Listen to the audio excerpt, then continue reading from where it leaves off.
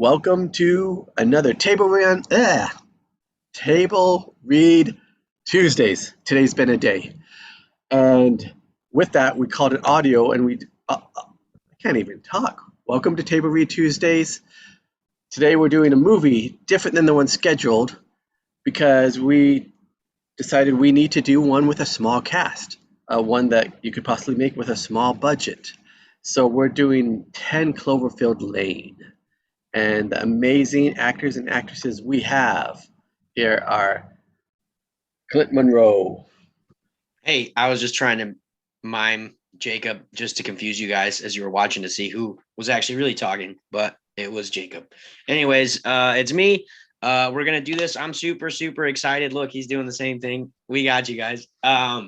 Super excited to see what we can do with this. I'm glad that we're going minimalist on this table read to see what is possible in this minimalist film and with the trends in film industry now, and a lot of people trying to get in there, and the barrier to entry going down. There's going to be a lot of content coming out, and there's a lot of guerrilla filmmakers out there. So I think this is going to be the script to really dig into and see what you guys can do at home with your own crew. So I'm excited. Definitely. And Vicky. Hi, I'm Vicky Dykes. I will be reading Howard, which I'm thrilled about. I never thought I'd play a role that John Goodman played. So yeah, that's actually quite exciting. I don't know the script, so I will be discovering right along with Clint. It's going to be great. Absolutely. I can't wait to see that too. See what you guys think of it. And we have Morgan Toll. Hey, I am Morgan Toll, and I'm just excited to be here to be reading again with you guys. Oh, awesome to have you there. Awesome to have all of you here. This cool, tight, small crew for this smallish movie, but can feel big. So we'll get started here. I'll share the screen, and then we'll read till page 48. We'll take an intermission, and then finish the script and talk about it some more. So here we go. And you can see we're reading 10 Cloverfield Lane, but this doesn't say 10 Cloverfield Lane. It says The Cellar. It was their working title before it changed. So The Cellar by Josh Campbell and Matt Stuecken. Sorry.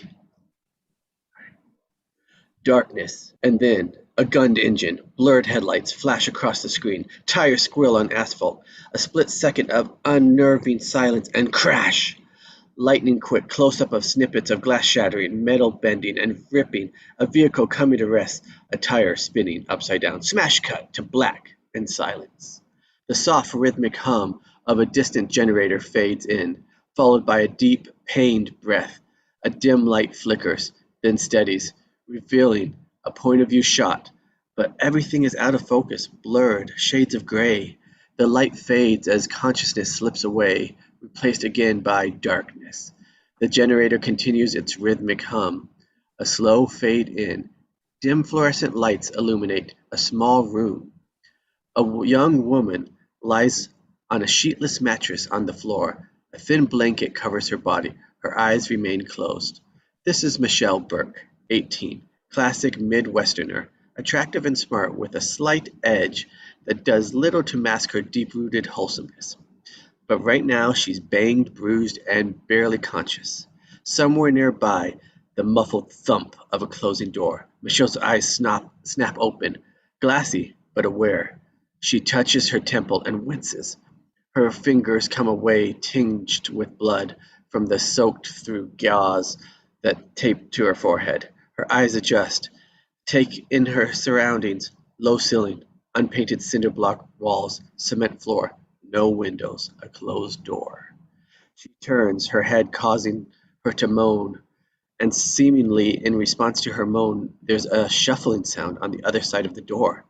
Michelle goes silent. She waits, listens, but the shuffling sound doesn't return.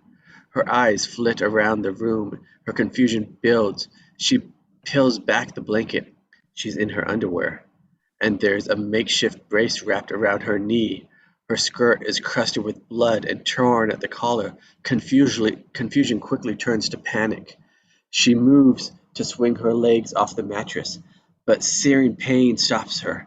She grabs the brace, struggles not to cry out. Her jeans sit in a crumpled pile next to the bed. Keeping her legs steady, she reaches out and pulls them toward her. A shaky hand digs her cell phone from a pocket. She ignores the display telling her she has new text. She punches 911, but there's no signal. She holds up the phone, moves it around. Still nothing. Michelle starts to sob, stops, takes a deep breath, and rolls out of the bed. Gritted teeth muffle her agony. She drags herself to the door. A lone 2x4 rests against the wall. She uses it to haul herself up and onto her good foot. Shock and adrenaline help her fight through the pain. Steadying herself on a wooden crutch, she turns to the door handle. It doesn't budge. The bolt is locked. Michelle looks around the room for another escape, and then footsteps on the other side of the door, getting louder with each step, growing closer with each step. She hops to the side of the door, grips the 2x4 like a baseball bat, and waits. The bolt lock slides. The handle turns. The door creaks open. A foot steps inside the room. Michelle swings for the fences. The 2x4 smashes into the man's shoulder. A tray of food flies into the air. The man tumbles to the ground. We'll come to know this man as Howard Stammer, 40s, but right now he's batting practice. Michelle lifts the wood. Howard raises his hands. Wait! Stop! Oh, sorry. Wait, stop! Michelle slams down the 2x4 with all she's got. Howard's forearm absorbs the brutal blow. Just listen to me for a sec. Michelle swings again for his head this time. Howard rolls out of the way. The 2x4 splinters against the cement floor. He reaches back, latches onto the wood, and jerks it from her hands. Michelle chokes back panicked sobs as she hops toward the open door. Her knee cracks against the frame. She cries out in pure agony, collapses hard to the floor. Blood seeps from under her bandages. Howard gets up, his body blocking the doorway. He towers over Michelle, the 2x4 gripped tightly. He stares down at her, breathing hard, his expression somewhere between surprise and anger. I'm only trying to help you. Michelle frantically crawls away from him, her bad leg dragging limply behind her. Howard steps after her. Stay away from me. Michelle struggles onto her good foot, screams from the pain. She hops towards a shovel that rests against the back wall. Howard drops the 2x4. I'm not going to hurt you. Michelle hops faster, stumbles, falls. Her busted knee hits the floor. She blacks out from the excruciating pain. Howard stands over her for a beat. Then he walks to the back of the room and grabs the shovel that rests against the wall. Interior small bedroom later. Michelle's eyes slowly open. She's back on the mattress, the thin blanket covering her again. A tray of food sits on the floor next to the bed. The 2x4 and shovel are gone. Howard sits on a folding chair by the door. His forearm is now wrapped in bandage where she hit him with the wood. She peers at him through the dim light. Is he sleeping? She props herself up. His voice cuts through the darkness, startling her. You should eat the eggs. You'll be dreaming of fresh food before long. Michelle looks at the tray of food, then back to Howard. Detachment in his voice, intelligence in his wary eyes, a combination that makes him hard to read. In a couple of weeks, everything's going to be from a can. Panic sets in again. Michelle grabs her cell, holds it up. I called the police. They'll be here any minute. Let me go now. You'll be in a lot less trouble. Michelle shoots him a defiant look. Howard shakes his head. You've got no idea what happened, do you? Michelle lowers her cell but doesn't respond. There was an attack last night. Some kind of bomb exploded. The city's destroyed. Michelle looks at Howard like he's a lunatic. Yeah, right. I was rushing back here when I came across your wrecked car. I couldn't just leave you there. If you are such a good Samaritan, why the hell am I locked in this room? I spent all night getting you your leg and setting your leg and closing that wound on your head. I needed some sleep. and didn't want you wandering off or cracking my head open with a shovel. You really think I'm stupid enough to fall for this? I think you're smart enough to know that if I was going to do something, I would have done it already. How do I know you didn't? I woke up in my underwear with no idea where I am or how I got here. That's pretty fucking disturbing. I'm a doctor. I had to take off your jeans to set your knee. I want out of here now. You can't leave. The entire countryside is blanketed with some sort of poisonous chemical. You're out of your mind. You go outside, you die. But this place has a filtration system. It should protect us from whatever is floating in the air out there. What's going to protect me from you? Howard shakes his head. Knows he's not going to convince her of anything right now. He stands up. Michelle pulls the blanket tighter around her neck. You need to rest. That's ketamine in the small cup. It'll help you with the pain. I recommend you take it, but I'll leave that up to you. Special K? We going clubbing? I'm a veterinarian. It's the strongest painkiller I have. Thought you said you were a doctor. A veterinarian is a doctor. He points to her leg as he tries for a little levity. Hey, can you consider yourself lucky? If you were a horse, I would have had to put you down. Michelle's not laughing. Thanks, Doc. But I'm not taking a date rape drug while being held prisoner. He takes a step toward her, and there's a tiny shift in Howard. Something stirs beneath his calm exterior. If I wanted to drug you, I would have crushed it up in your food, or hid it in your drink, or shot you up with it while you were already unconscious. And then I could have done whatever I wanted.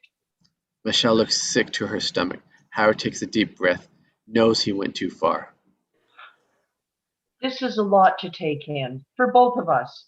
You need to eat, and you need to sleep. There will be plenty of time to talk when you're feeling better. Michelle pulls the tray onto her mattress and starts picking at the eggs. She's not convinced of Howard's story, but realizes that either way, she's effed. Call me if you need anything. I'll be right outside. That doesn't make her feel any better. He exits the room, leaving the door open behind him. Michelle waits a beat. She sets the food tray back on the floor. Her hand lingers, grabs the butter knife. She tries to pull herself up, but her weight shifts to her busted knee. The pain is excruciating. Michelle grits her teeth, falls back to the mattress, eyes watering. She can't take it. She grabs for the ketamine off of the tray and drinks it. She tucks the butter knife under her pillow and passes out. Interior house party, basement night, flashback. Note, all of the flashbacks are grainy and high contrast. It's hard to tell whether we're watching history, a memory, or something altogether different. Dozens of college students drink from plastic cups and bounce to hip-hop music in the basement of an off-campus house. In the back corner, Michelle stands across from Patrick, 19. Despite the raging party going on around them, the expressions on their faces say they're not having fun. Hey, Clint, since your role doesn't come in later, do you want to take Patrick? Lauren's in my lit class. I mean, we're just studying. Took you 10 minutes to close your books and come downstairs. I didn't hear you knocking. I mean, I don't even knew you were coming. I wanted to surprise you. God, I'm such an idiot. Michelle takes a long drink from her cup. And nothing happened. I saw the way she looked at you, the way she looked at me. She locks eyes with Patrick, daring him to lie. Okay. Look, she kissed me, but I didn't kiss her back. What the hell does that even mean? It means you can trust me. Trust you? Why? So you can hurt me? Michelle, I love you. Yeah? You got a fucked up way of showing it. Michelle chugs the rest of her beer, throws the empty cup at Patrick, and charges for the stairs. He chases after her. Hey, look, you can't go. Look, you need to sober up. Michelle pushes through the crowd of bodies, ignoring him. Interior small bedroom. Michelle wakes up. The fluorescent bulb is off, but a bit of the light bleeds through the open door along with some noise, hammering and sanding. She puts an anxious look on her face. The food tray is gone. She reaches under her pillow. The butter knife is gone too. A folded shirt, a woman's drawstring athletic shorts, sit on the floor next to her cell. Michelle reaches over, grabs her cell, and opens up her text. All six from Patrick, the last one at 2:42 a.m. Sorry it had to end this way. I wish we could be together forever. Is he referring to the attack? She shakes the thought from her head. Michelle swaps her torn, blood-crusted blouse from the t-shirt. It's skin-tight, but it's clean. She then gingerly pulls the shorts on over her wounded knee. Michelle looks around the empty room. She calls out. Hey, Doc, does luxury accommodations come with a bathroom? Howard enters carrying crutches made from some wood nailed together pieces of wood. There's material wrapped around the tops, sanded hand grips, and duct-taped feet at the bottom. They're rudimentary, but nonetheless impressive. He sets the crutches down by her mattress. My name's Howard. Michelle doesn't say anything. She pulls herself onto the crutches. Howard reaches for her arm to steady her. She instinctively pulls away from his touch. He gets the message, turns, and leads the way out of the room. Interior main room. Michelle enters the cramped living area. It's windowless with the same low ceilings and cinder block walls. Her eyes dart around, studying every square inch. In the middle, there's a small table with two folding chairs. To her right, there's a kitchenette alongside a cupboard. Next to the cupboard, an open door leads to another room. To her left, a worn couch blocks the set of stairs that disappear up into darkness. And on the far side of the room, there's a fully stocked floor-to-ceiling wine rack that takes up the entire wall, but for one corner, where there's a closed steel door with a deadbolt above the handle. Howard leads Michelle through the main living area into Howard's room. A mattress on the floor, a small chest of drawers against a wall. In the back, two shower curtains come together and square off the corner. Howard pulls one of the curtains aside to reveal a toilet, a sink, a small mirror, and a tub. Michelle crouches by him. Interior bathroom. Howard lets the curtain go, but stands right outside. Yeah, a little privacy, Doc. Howard heads to the door. Let me know if you need any help. You can help by closing the door on your way out. Through the slit in the shower curtain, Michelle watches Howard exit. He closes the bedroom door behind him. Michelle quickly crutches into Howard's room. She hobbles to the chest drawers and starts rooting through them. The top drawer is filled with women's clothes. The second drawer down contains men's clothes. Michelle opens a third drawer, revealing a cornucopia of pharmaceuticals, including ketamine, antibiotics, and a few syringes. Michelle grabs a syringe. As she lifts it, she notices a collection of old survival magazines underneath. A headline to cover of one of them catches her eye. How to make a weapon out of anything. You okay in there, Michelle? Michelle startles, hearing her name. She drops the syringe and shuts the drawer, hobbles back over and opens the door. Howard all but tumbles into the room, having had his ear against the door. Michelle taps down her surprise and makes her way around him back into the main room. Leaning on her crutches, she opens the cupboard. Every square inch is taken with canned goods and dried food. Michelle turns to Howard. How do you know my name? I looked in your purse, saw your driver's license. She works her way to the back corner. She tries the steel door next to the wine rack.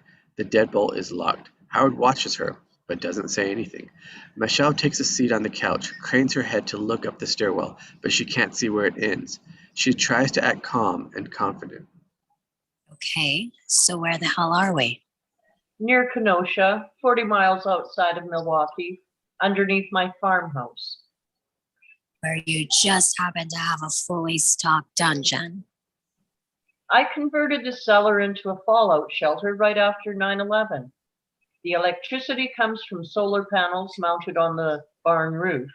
Water's piped in from a well underneath the house, and then it goes through a reverse osmosis filter, completely self-contained. Howard leans against the table. Started to think I went a little overboard, but I figured, hey, even if it never serves its purpose, it makes a decent wine cellar. How were you able to figure out what happened?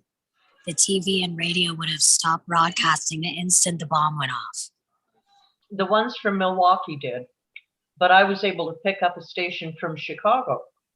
Until that cut out too. But it was enough info to know I needed to get here quick. Michelle loses a bit of confidence. You saying Chicago was hit? All I know is that they're not broadcasting anymore. That's where I'm from. That's where my mom is. I need to call her. I need to make sure she's okay. The look on Howard's face says that she's probably not. Michelle tears up. Howard's not sure what to do, what to say. I have a daughter in Washington, D.C. I don't know if anything happened there, but I mean, it's Washington, D.C. He fights back his own emotions. Never should have let her go. We need to go outside, find a cell signal, find out what happened. Howard comes over, reaches out to comfort her. I'm sorry. I know it's hard, but I can't let... She suddenly swings her crutch. Get the hell away from me, you lying son of a bitch. Michelle struggles to her feet, backs against the wall. She keeps Howard at bay with her crutch. You're full of shit. There's no attack. You're just a sick pervert trying to keep me down here. Howard looks at her, his face a blank slate, and then a flash of anger. He pulls the couch away from the stairs. You want to see what's out there? Go ahead. Howard keeps his distance as Michelle cautiously crutches her way to the steps, struggles to climb them. Interior stairwell evening. Michelle arrives at the top of the stairs and finds a thick lead door with a small 4-by-6-inch window. Howard comes halfway up the stairs behind Michelle. Have a look. Michelle leans in and stares out the window. Michelle's POV evening. Late afternoon, faint sunlight. A thin strip of the outside world is visible along with the top of an exterior stairwell. Sunlight kicks off the front of the dented pickup, which barely sticks out from behind the corner of a rundown barn. Outside the barn, there's a fenced-in pen occupied by 2 dead pigs. And not just dead, their skin is completely gone, peeled, sliced, or melted away. All that remains are the huge blobs of blood-stained muscle and fat. Interior top of the stairs evening. Michelle pulls away. Terror pulses through her body. Believe me now? Howard climbs to the stairs as Michelle tries to get her panicking breathing under control. Mildred and Frank. They seemed fine when we got here. I looked out a few hours later, and that's what I saw. What happened to them? I don't know. Howard flips a switch on the clugged together piece of electronic equipment by the door. A steady clicking sound emanates from the machine as the meter fluctuates slightly. This is a Geiger counter. The wires run from the device to a wand. Howard threads the wand through a small hole in the door. The clicking speeds up. The meter moves only a little. Definitely radioactive fallout in the air, but not enough to do that kind of damage. Not that quickly. Yeah, looks more like the work of some twisted freak with a knife. God grant me the serenity. Howard pulls the wand in, looks up at Michelle. There's something else out there. Some sort of chemical, like mustard gas or worse. Michelle subtly braces herself against the wall. Whatever it is, we sure as hell can't open that door. Without warning, Michelle shoves Howard as hard as she can. He loses balance and tumbles down the steps.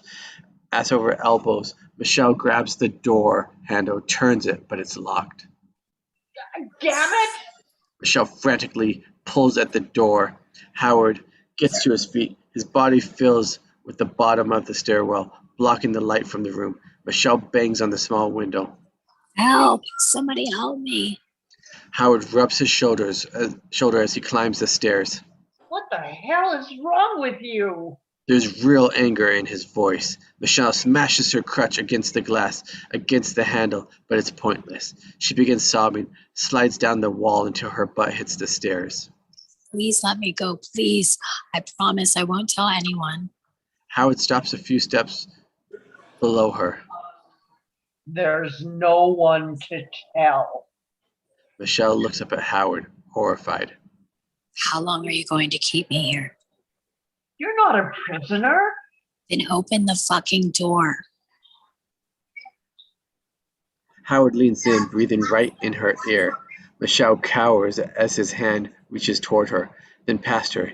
He switches off the Geiger counter. You're not thinking straight. Probably have a concussion. And then there's the shock of all this info. Howard stands back up, towering over her.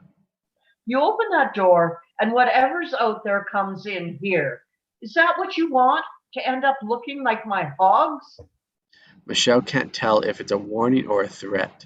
They stare at each other for a long moment. She finally shakes her head, surrenders. Howard turns, lumbers back down the stairs. As he goes, the sun sets outside, leaving Michelle in near darkness. Interior bathroom later. Looking in the mirror, Michelle peels the blood-crusted gauze from off her forehead. The cut is still gruesome, but the bleeding has stopped. She tapes on a clean piece of gauze. Interior main room. Howard sits at the table, fiddling with a small radio, but nothing's being broadcast. Michelle crutches into the room. Howard looks over. See? I see a broken radio. Howard shakes his head as Michelle crutches by him. Interior small bedroom. Michelle sleeps restlessly. Exterior house party night. Flashback. Michelle pushes through the partying students on the porch as she storms out of the house towards her car. Patrick continues after her. Ah, Michelle. I made a mistake. Give me another chance. Same thing my dad used to say. And my mom was stupid enough to believe it until he left her for good. This is about you and me, not them. Michelle opens her car door. You're right. It's about you and me and Lauren. And that's too many. She gets in the car and slams the door. Patrick grabs the handle, but it's already locked. Get out of the car. You're not all right to drive. Seriously. Michelle peels away from the curb. Two students jump out of the way. She squeals around the corner and disappears into the night. Interior small bedroom. Michelle wakes with a start. She looks over to Howard, standing silently in the doorway. He turns and walks away without a word. Interior bathroom. Michelle inspects her damaged knee, then glances at Howard's dresser drawers. She crutches toward them, keeping a nervous eye on the door of the main room. You all right in there? She stops. Yeah, I'm fine. Interior main room. Howard and Michelle sit at the table, eating in silence. He looks at her, but she keeps her eyes on her plate. What were you doing in Milwaukee? Michelle, eyes down, Michelle pushes her food around with a fork. Visiting a friend. But he's probably dead, right? So what's the point in talking about it? So much for small talk. Howard bites his tongue as he pushes away from the table. Fade to black. Interior bathroom. A few days have passed. Michelle looks at herself in the mirror. She peels the gauze from her head. The wound is healed enough that she doesn't need to replace the gauze. She runs water, but sneaks over from the bathroom, using the noise to mask her movement. She hobbles on into Howard's room. She crosses the room without her crutches, limping but moving reasonably well. Michelle opens a drawer and takes the magazine with How to Make a Weapon Out of Anything cover. Interior main room moments later. Michelle maneuvers through the main room, past Howard. She leans heavily on her crutches, making it appear that she's completely dependent on them to get around. Interior small room. Using the sharp edge of a soup can lid, Michelle whittles away at the edge of her crutches, slowly shaping it into a point. She hears Howard moving outside and quickly rewraps the end with tape.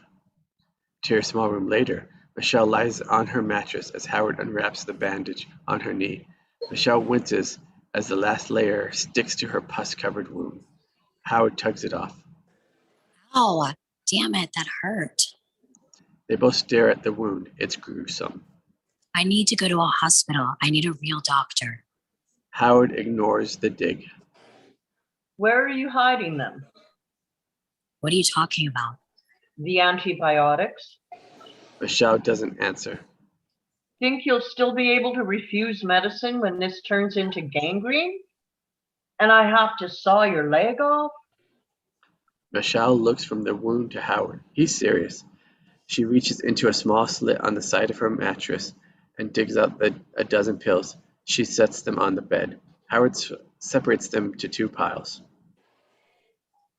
You're welcome to suffer through the pain all you want, but you will take the antibiotics. Michelle picks up one pill from each pile, pops them both into her mouth, and swallows. Happy? Howard rewraps Michelle's knee with a clean bandage, then gets up and heads for the door. I'm stuck down here too, you know. He pulls the door shut on his way out. Michelle reaches over and grabs her crutch. She unravels the duct tape and goes back to work, sharpening it into a point. The painkiller kicks in. She groggily tucks the lid back under the mattress. Then she lies down and drifts to sleep. Interior exterior, Michelle's car night flashback. Michelle speeds on a windy country road. A truck pulls up behind her. The lights glare in her rearview mirror. It seems to be getting closer and closer. Michelle swerves across a road drunkenly. The trunk honks. She guns the engine, accelerates. The truck keeps pace, tailgating her yet again. She glances at her rear view. The glare blinds her. Interior, small bedroom. Michelle jolts awake. The bedroom door is open, but she's alone. She reaches for her crutches and notices that the tape at the foot of one of them is unraveled, the carved point clearly visible. She grabs it, tapes it up, but she has no idea if Howard was in the room to see it or not. She lies back on the bed for a moment, listens. Nothing but the whoosh of air coming through the vents above her. Michelle stares at the vent. An idea comes to her. She grabs the crutches and limps out of the room. To her main room, Michelle peeks into Howard's room. He snores on the mattress. She quietly closes his door, then stares up at the ventilation system above the kitchenette where the two air ducts branch off from the main register and pipe into the bedrooms. To her small bedroom. Michelle strips the cover from her pillow and uses that to spear point on her crutch to rip one end open and begins pulling out the polyester stuffing. To her main room, Michelle climbs onto a folding chair beneath the main bed. She pulls off the cover and shoves the stuffing into the ventilation system. When she has it all in, she takes the crutch and pushes it as far as she can into the duct as possible. She climbs off the chair, then reaches up and bangs on the vent with her crutch until Howard's snoring stops. She hears him moving and quickly limps back into her room. Interior small bedroom moments later, Michelle catches a glimpse of Howard through the open door. She waits a bit, then hobbles out of the bedroom. Interior main room continues. Howard is on a chair underneath the main duct. His ear and hand are pressed up against the vent. Howard turns to Michelle, deadly serious look on her face. The ventilation system is failing. Michelle's face gives nothing away. What are you going to do? Don't know. If it's the solar panels, we're screwed because I can't go outside to repair them. He turns valves on the ducts that lead into the bedrooms. I'm shutting down the bedroom flow. We'll have to limit ourselves to this room, keep the system from having to work so hard. He gets down from the chair. What about the bathroom? I'll keep a bucket in there. Short of that, you'll have to be quick. Howard seems to be staring at the tape on the bottom of Michelle's crutches as he speaks. Interior main room later, Michelle sets two plates on the table, unidentifiable blobs of canned meat and pale vegetables on both. 2 years worth of food down here and not a single piece of chocolate. Howard stands on a folding chair, his face against the vent. Surviving is about the essentials. Michelle drops into a chair, exhausted. She stares at the wall of wine, looks around at the rest of the sparse room. Yeah, there's no way a bag of chocolates would fit in there. Tell you what, next time I'm planning for the apocalypse, I'll make sure to buy candy bars. Right now, we have more pressing matters. He gets down from the chair and joins Michelle at the table. They both struggle to catch their breath. We're not getting enough oxygen. I might have to go outside and see if I can fix it. Thought it was poisonous outside. It is, but we're facing carbon dioxide poisoning down here. Something has to be done. Howard picks up a fork and starts eating. Michelle just stares at her plate. She is having second thoughts. If this crap is our last meal, we need something better than water to wash it down. She crutches over to the wine rack and grabs a random bottle. You're not old enough for that. Feel free to call the cops. She sets the bottle down on the table, hobbles over and digs through the utensil drawer. You were drinking that night you crashed. I could smell it on you. Then drunk driving saved my life. Otherwise, I'd be a skinless corpse, right? Where's the corkscrew? I've never opened a bottle down here. It's just storage. Guess we'll have to make do with water. Michelle pulls off her shoe. She grabs a bottle and puts the base of it in the bottom of her shoe, then starts to gently banging it against a nearby door frame. What are you doing? Most parents won't notice if a bottle of wine disappears, but they will notice a missing corkscrew. Michelle is breathing heavily from the lack of oxygen, but little by little the wine forces the cork from the bottle. When it's halfway up, she twists it the rest of the way out. She takes a moment to catch her breath, then fills her glass. She goes to fill Howard's glass. He holds his hand over it. I don't drink. Michelle looks over at the wall of wine. That's just decorative. Howard looks down at his dinner plate. I used to. I don't anymore. Michelle raises her glass. More for me then. Cheers. She takes a big swig. Interior main room later. Michelle's food is still underneath, but the wine bottle is half empty. The lack of oxygen mixed with the booze has her tipsy. She refills her glass. You've had enough. Michelle picks up her glass and takes a gulp. She looks at the full wine rack. They keep all those bottles if you don't drink. It's a long story. Yeah, maybe you can tell me someday when we have more time. Howard shrugs. Maybe I'll tell you someday when you're ready to listen. Michelle stares at the unappetizing food on the plate in front of her. I can't look at this shit anymore. Michelle, still tipsy, grabs her plate and limps over to the sink without her crutches. Howard watches her intently as she makes her way back to the table and sits down next to her forgotten crutches. Your knee's getting a lot better. Michelle takes another drink of wine, plays it cool. Guess the alcohol numbs the pain. Howard nods dubiously. All of a sudden, he gets up from his chair and walks to the back of the room. He digs a small key ring out of his pocket and opens up the locked closet door. Howard pulls out a shovel before closing the door and locking it. What are you doing? Wondering how I could be so naive. Howard walks underneath the main duct, tapping it with the shovel handle as he goes.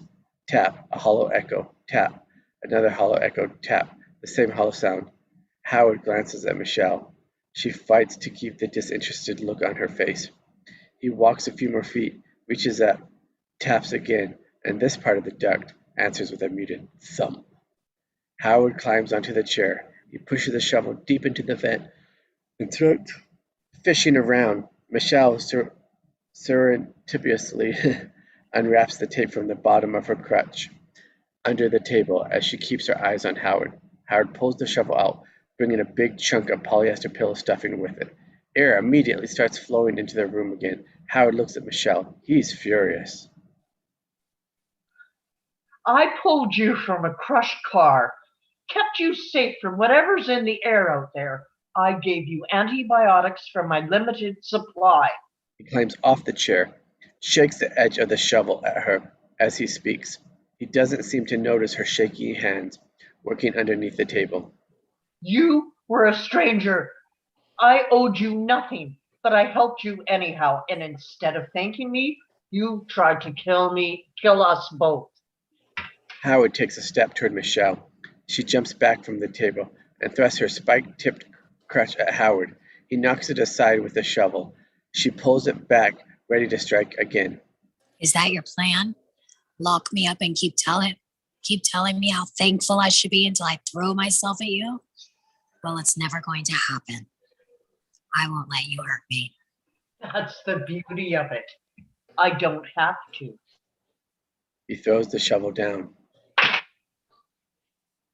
I'm going to let you hurt yourself. He reaches into his pocket and pulls out his own key ring and sets it on the table. It's the small brass one. Michelle hesitates for a long moment, not sure if she believes him, not sure if this is some kind of test. You're free to go. Howard drags the couch away from the stairwell, keeping the crutch pointed in front of her. Michelle steps forward, grabs the keys off the table. She limps toward the exit, crutch at the ready. There's just one thing. Howard's voice wavers between menace and regret. Once you leave, you can't come back. You'll be covered with whatever it is that melted the skin off my hogs. Go ahead, kill yourself if you like. But I'm not going to let you kill me too. Your choice. Michelle makes her way into the stairwell day. She slowly climbs the stairs, daylight filtering in through the tiny window above. She gets to the top, fumbles with the key ring. She sticks the small brass key in the lock. She pauses, looks back down the stairs. Howard's nowhere to be seen, but he calls out. And leave the keys in the door, and be quick to close it. Michelle pauses. Decision time. She hesitates. And then the daylight from the window suddenly goes dark. Michelle spins around. A man in a hazmat hood presses against the window, looking right at her. He bangs frantically. Open the door! Open the goddamn door! Michelle screams in terror. Howard rushes to the bottom of the stairs, sees the figure on the other side of the window. Do not open that door! Michelle panics, spins a key, unlocking the door. Before Howard can get up to her, the man pulls open the door and enters, pushing Michelle, touching her. The man blocks Michelle from getting out. He spins back, and locks the door, then strips off his hazmat hood. Shh. We don't want them to find us. This is Nate, 20s. His matted hair and dirty face only enhance his rugged good looks. Who? Get back. Get back away from me. Howard disappears down the stairwell. Michelle hesitates. Maybe it's the booze or the lack of oxygen, or maybe it's something in Nate's voice that convinces her. But Michelle backs down the stairs away from the door. Nate looks out the window one more time before he heads down into the main room. Howard stands on a chair under the vent, turning the valves on the ducts that lead to the bedrooms. We need to get that suit cleaned off right now. Nate hurries past Michelle into Howard's room. He clearly knows his way around. What the hell is going on? That's Nate. That's Nate. Sorry. You know him? Howard nods, but not happily. He gets down from the chair and heads to it for his bedroom. Interior bedroom. Nate strips off the suit. Underneath, he's only wearing a pair of boxers and a few tattoos. He throws the suit in the tub. Howard comes back in and starts running the water over it. Nate looks back, sees Michelle in the bedroom doorway. He hurries into Howard's room. In just his boxers, Michelle can't help but notice Nate is in great shape. You touched the suit. You need to get washed off right away. He reaches for her. She doesn't resist. He leads her back to the bathroom. Howard scrubs the suit, which is completely submerged. Nate holds a towel under the faucet, but the water flow has reduced to a drip. Nate begins to pull the towel in the tub. No, water might be contaminated. Howard closes the faucet. Try the sink. Nate spins the sink faucet. It sputters, and a weak stream of water flows out. Nate wets the towel, and he turns to Michelle. Those clothes have to go.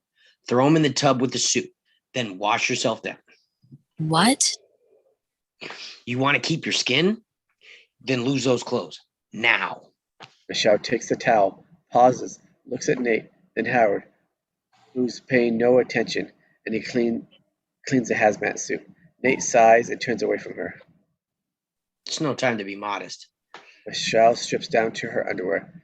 Nate keeps his back to her, but turns enough to sneak a peek in the mirror as Michelle washes herself down with the towel. On Howard, he turns the hazmat suit inside and out to scrub the rest. He sees written on the inside in permanent marker, property of John Bennett, Pikeville Fire Department. Howard stares at the name, his face tightening up. He glances at Nate, who still has his back turned. Interior main room later. Nate is now in a pair of Howard's jeans and a t-shirt and sits at the table with Howard. They speak in tense whispers. Got some nerve showing up here now. You said I was always welcome. A lot's changed since then, and you know it. Michelle walks in, dressed in a different set of clothes. Nate eyes her as she heads for the couch. A little greeting wanting to keep that all to yourself. She sits on the couch and looks at the men distrustfully. He was out there. He seems fine. Because of the hazmat suit. Lucky you happen to have that. This is all part of your plan. You couldn't convince me, so you called for backup. What's her problem? Not sure where to start. You're both full of shit, and now you're sitting there trying to get your lies straight. You seriously think I've been standing at the top of the stairs in a hazmat suit for a week? Just waiting for you to open the door? He puts it that way. It does sound like a stretch. I don't know what to think anymore. Lucky you. This would be one of those cases of ignorance is bliss. And she should be ecstatic. Nate gets up from the table, walks over to Michelle. He offers his hand along with the most charming look. I'm Nate. I built this place. You helped. Nate ignores him, keeps his focus on Michelle. What's your name? Michelle, He reaches out and gives him a half-hearted shake. Nate takes a seat on the couch next to her, still holding her hand. I wasn't expecting to find anyone here but Howard, but guess my luck finally has taken a turn. Nate squeezes Michelle's hand. She pulls it away guardedly. Nice to meet you, Michelle. Out of the corner of her eye, Michelle glimpses Howard furrowing his eyebrows at the sight of Nate next to her. Michelle turns and offers Nate a forced smile. nice to meet you too, Nate. So, how is it out there? Something's still in the air. Not as bad as it was, but on the way here, I came across this guy. It looked like he had been dropped at a deep fryer. That'd be me if I wasn't in this suit. Did everyone but me know the world was about to end? Howard stands, moves closer to them. So, what happened? Who's behind this?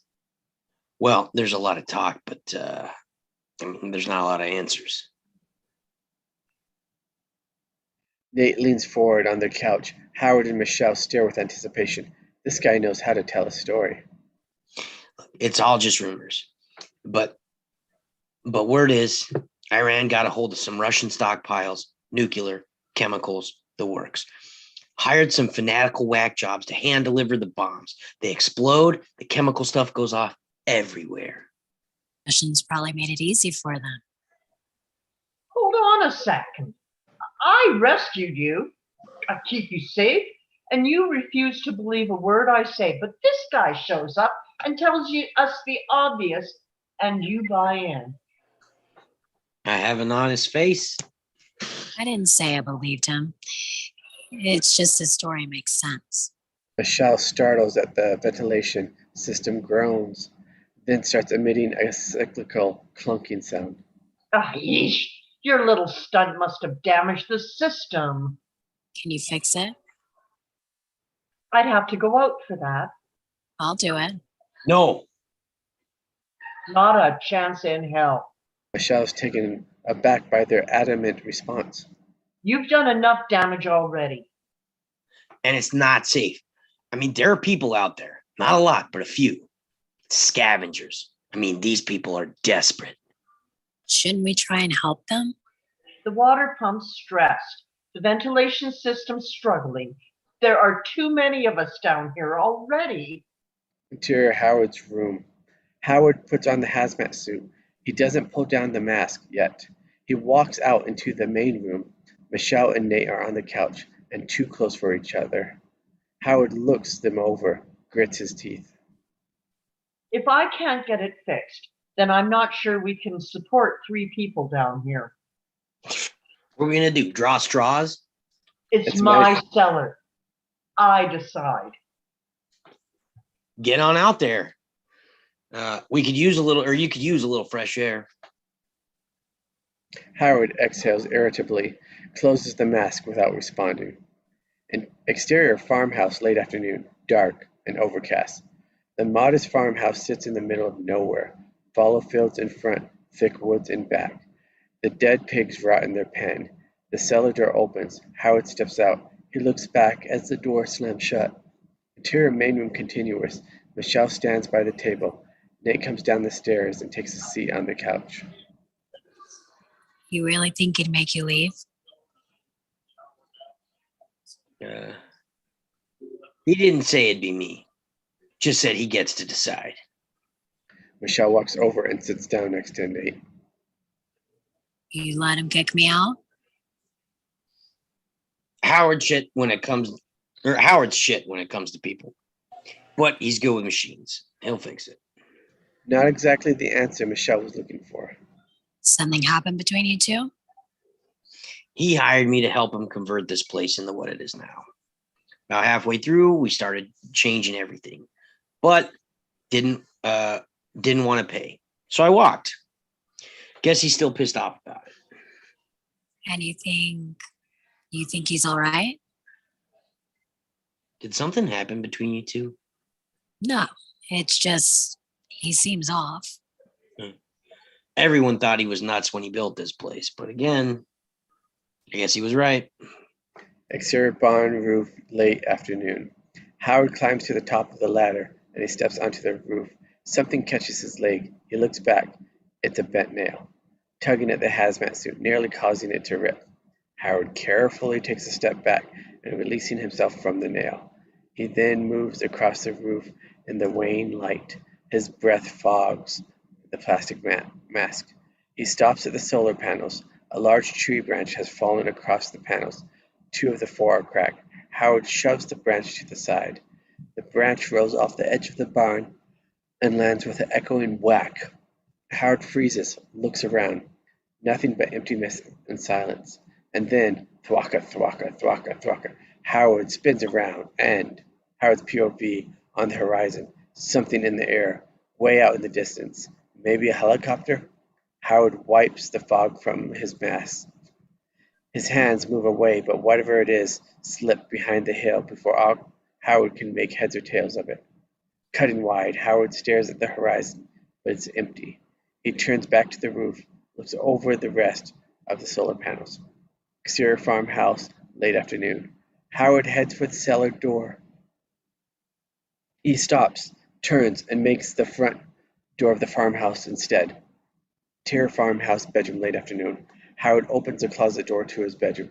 He pulls out a small safe and sets it on his bed, and locks it. The safe opens, revealing a revolver and a box of ammo. Interior farmhouse, back of stairwell, late afternoon. Howard comes down the stairs into the kitchen. Howard grabs a plastic trash bag from under the sink. He stuffs the gun and ammo into it. Then he pulls open the cabinet.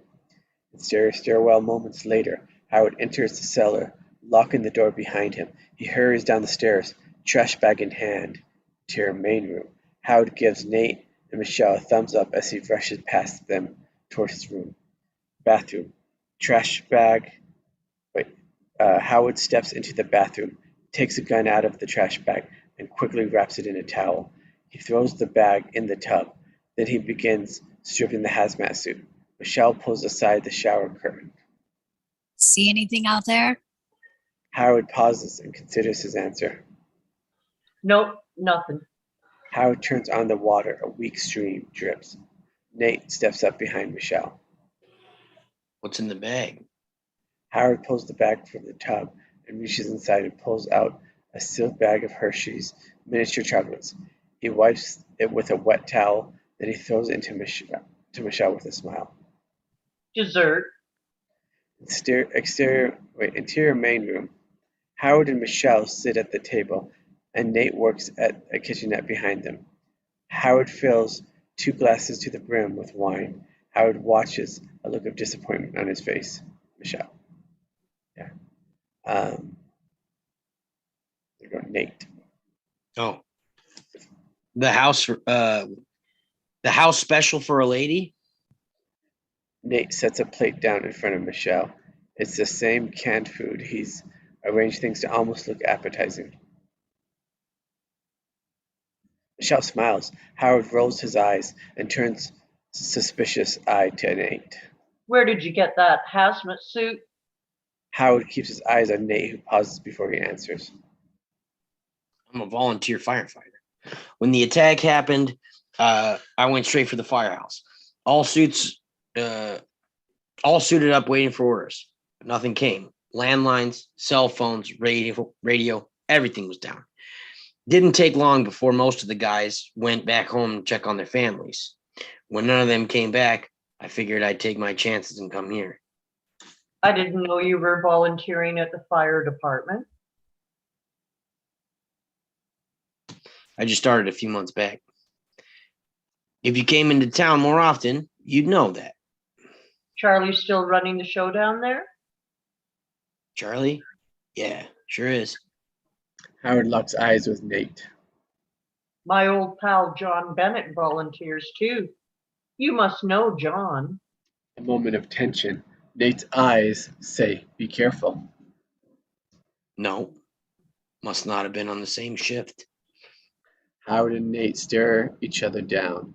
Nate turns to Michelle, takes a sip of his wine, swishes it in his mouth. Oh, that's nice. A little oaky with hints of raspberry. Smooth finish. Howard looks up from his plate.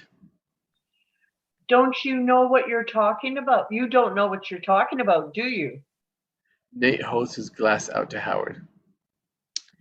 Want to show me how it's done? Howard ignores the question. He just stares at Nate. And Nate turns to Michelle, says, Oh, what do you taste, Michelle? Michelle takes a sip, swishes it in the same way Nate did. I do taste the raspberry. How can you argue with that? Howard struggles to cover up his irritation. Main room, later, empty dinner plates and crumpled candy wrappers. Nate washes down the last of the wine. Howard pushes his dish and silverware toward Nate. I bought dinner. How about you do the washing up? Nate pushes the plate back toward Howard. You know what? I'm still thirsty. Michelle, why don't you grab another bottle? It's not like we're going to drive anywhere.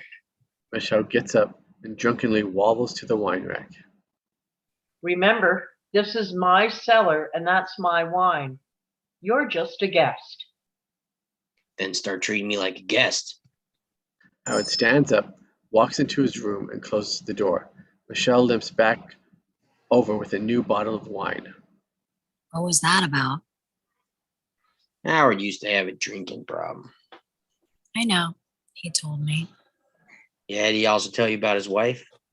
Michelle shakes her head. I guess he wouldn't. About 3 years ago, she was killed. He wasn't charged, but most people figured he did. Most people around here, or most folks around here, figured it fairly suspicious. Michelle drops into her seat. My God, it's awful. Then who has his daughter? What daughter? He told me that he had a daughter in Washington, D.C.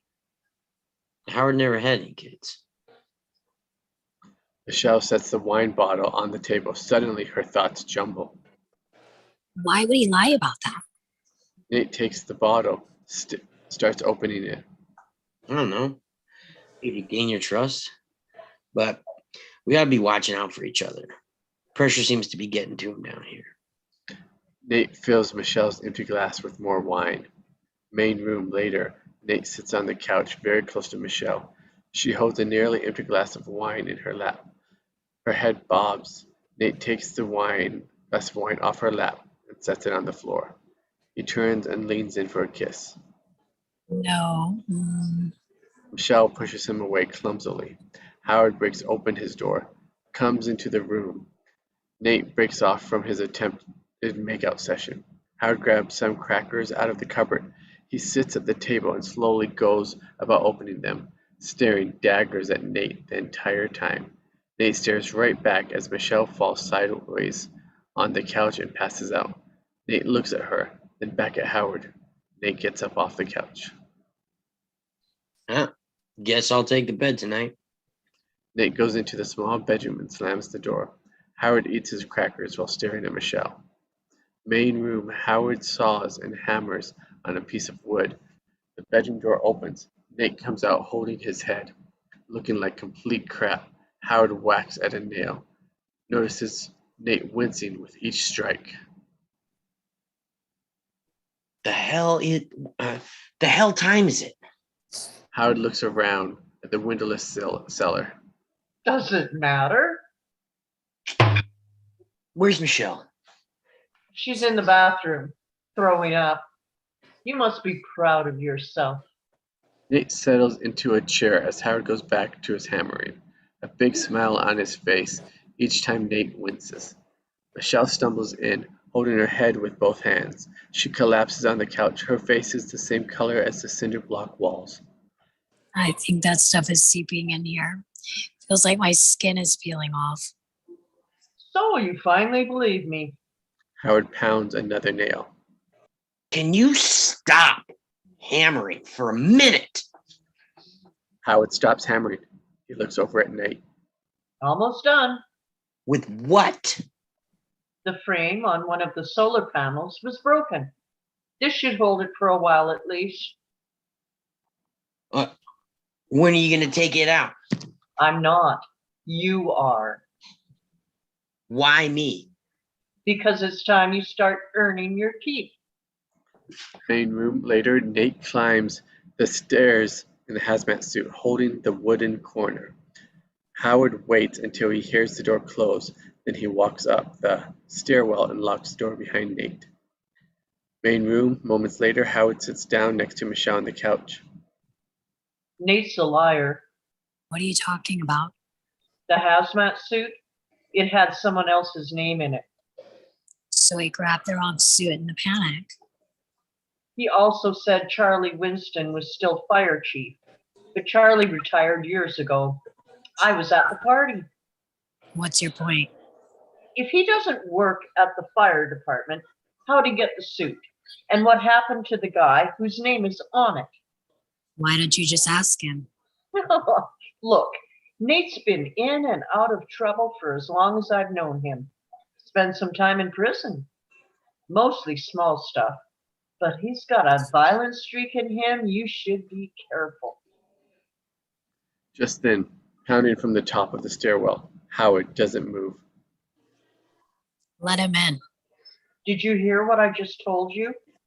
He can't be trusted. Let him in. Howard gets up and heads for the stairwell. Main room. Howard and Nate finish their meal. Michelle stands at the sink, watching water drip from the open faucet and into her empty glass. It's getting worse. We're using too much water. Oh, and this is supposed to be where we take our intermission. So, break time. All right. This is good. This is fun. That intro was awesome. I was super, super excited. I mean, it grabs you straight away. Awesome. All right, we'll see you guys back in 5-ish minutes. Sounds good.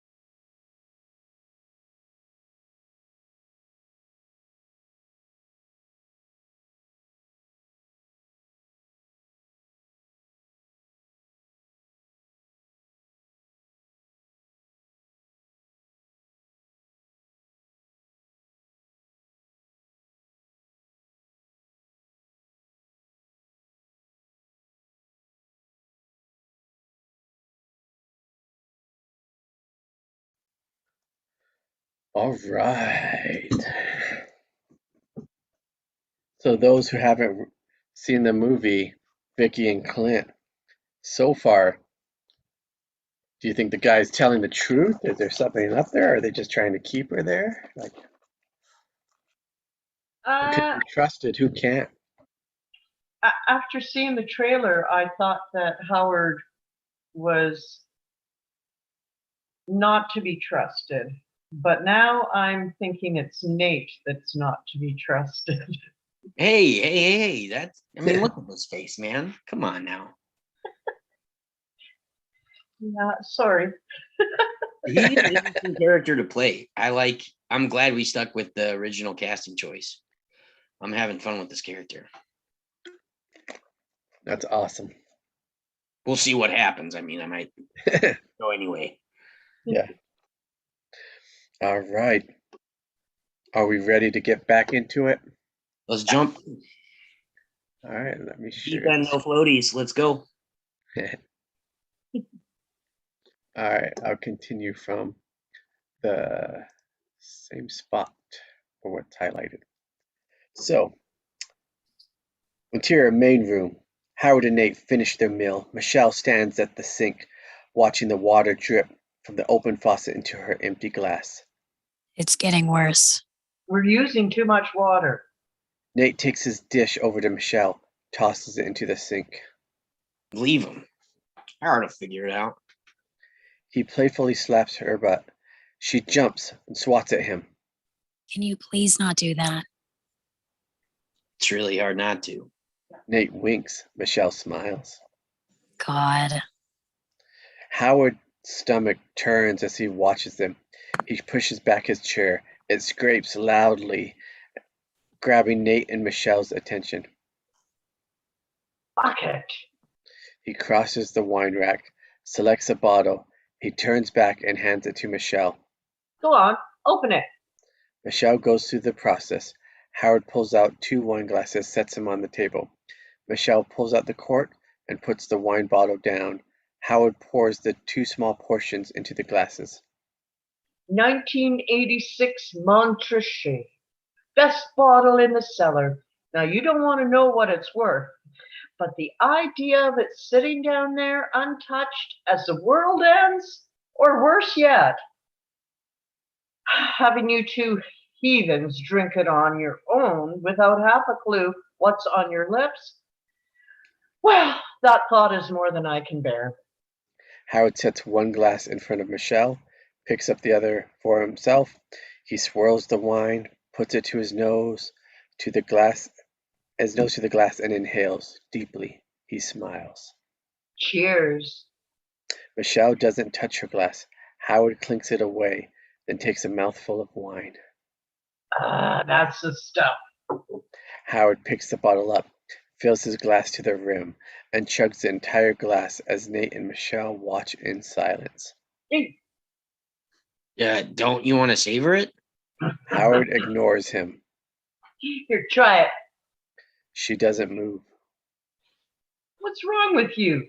That's a few $100s worth of wine in your glass. It's okay. With a hint of raspberries. Michelle watches as Howard pours himself another full glass. Maybe you should slow down. Howard pounds the wine. What's the problem? Princess? Huh? You couldn't get enough last night? Hey, man, back off. I wasn't talking to you. Were you visiting your boyfriend in Milwaukee? Michelle doesn't answer. Pretty girl like you probably had plenty of boyfriends. Those poor saps, they didn't have a clue what they were getting into. Hey, I said leave her alone. Howard's gaze shifts to Nate. He lifts his glass but doesn't drink. You know what this is? This thing I've done for both of you? It's called charity. And when someone provides you with charity, the polite thing to do is thank them. You wouldn't have this place if it wasn't for me. I could have hired any old vagrant to do a half-assed job. Hindsight being what it is, I wish I had. Nate picks up the wine bottle but keeps his eyes on Howard.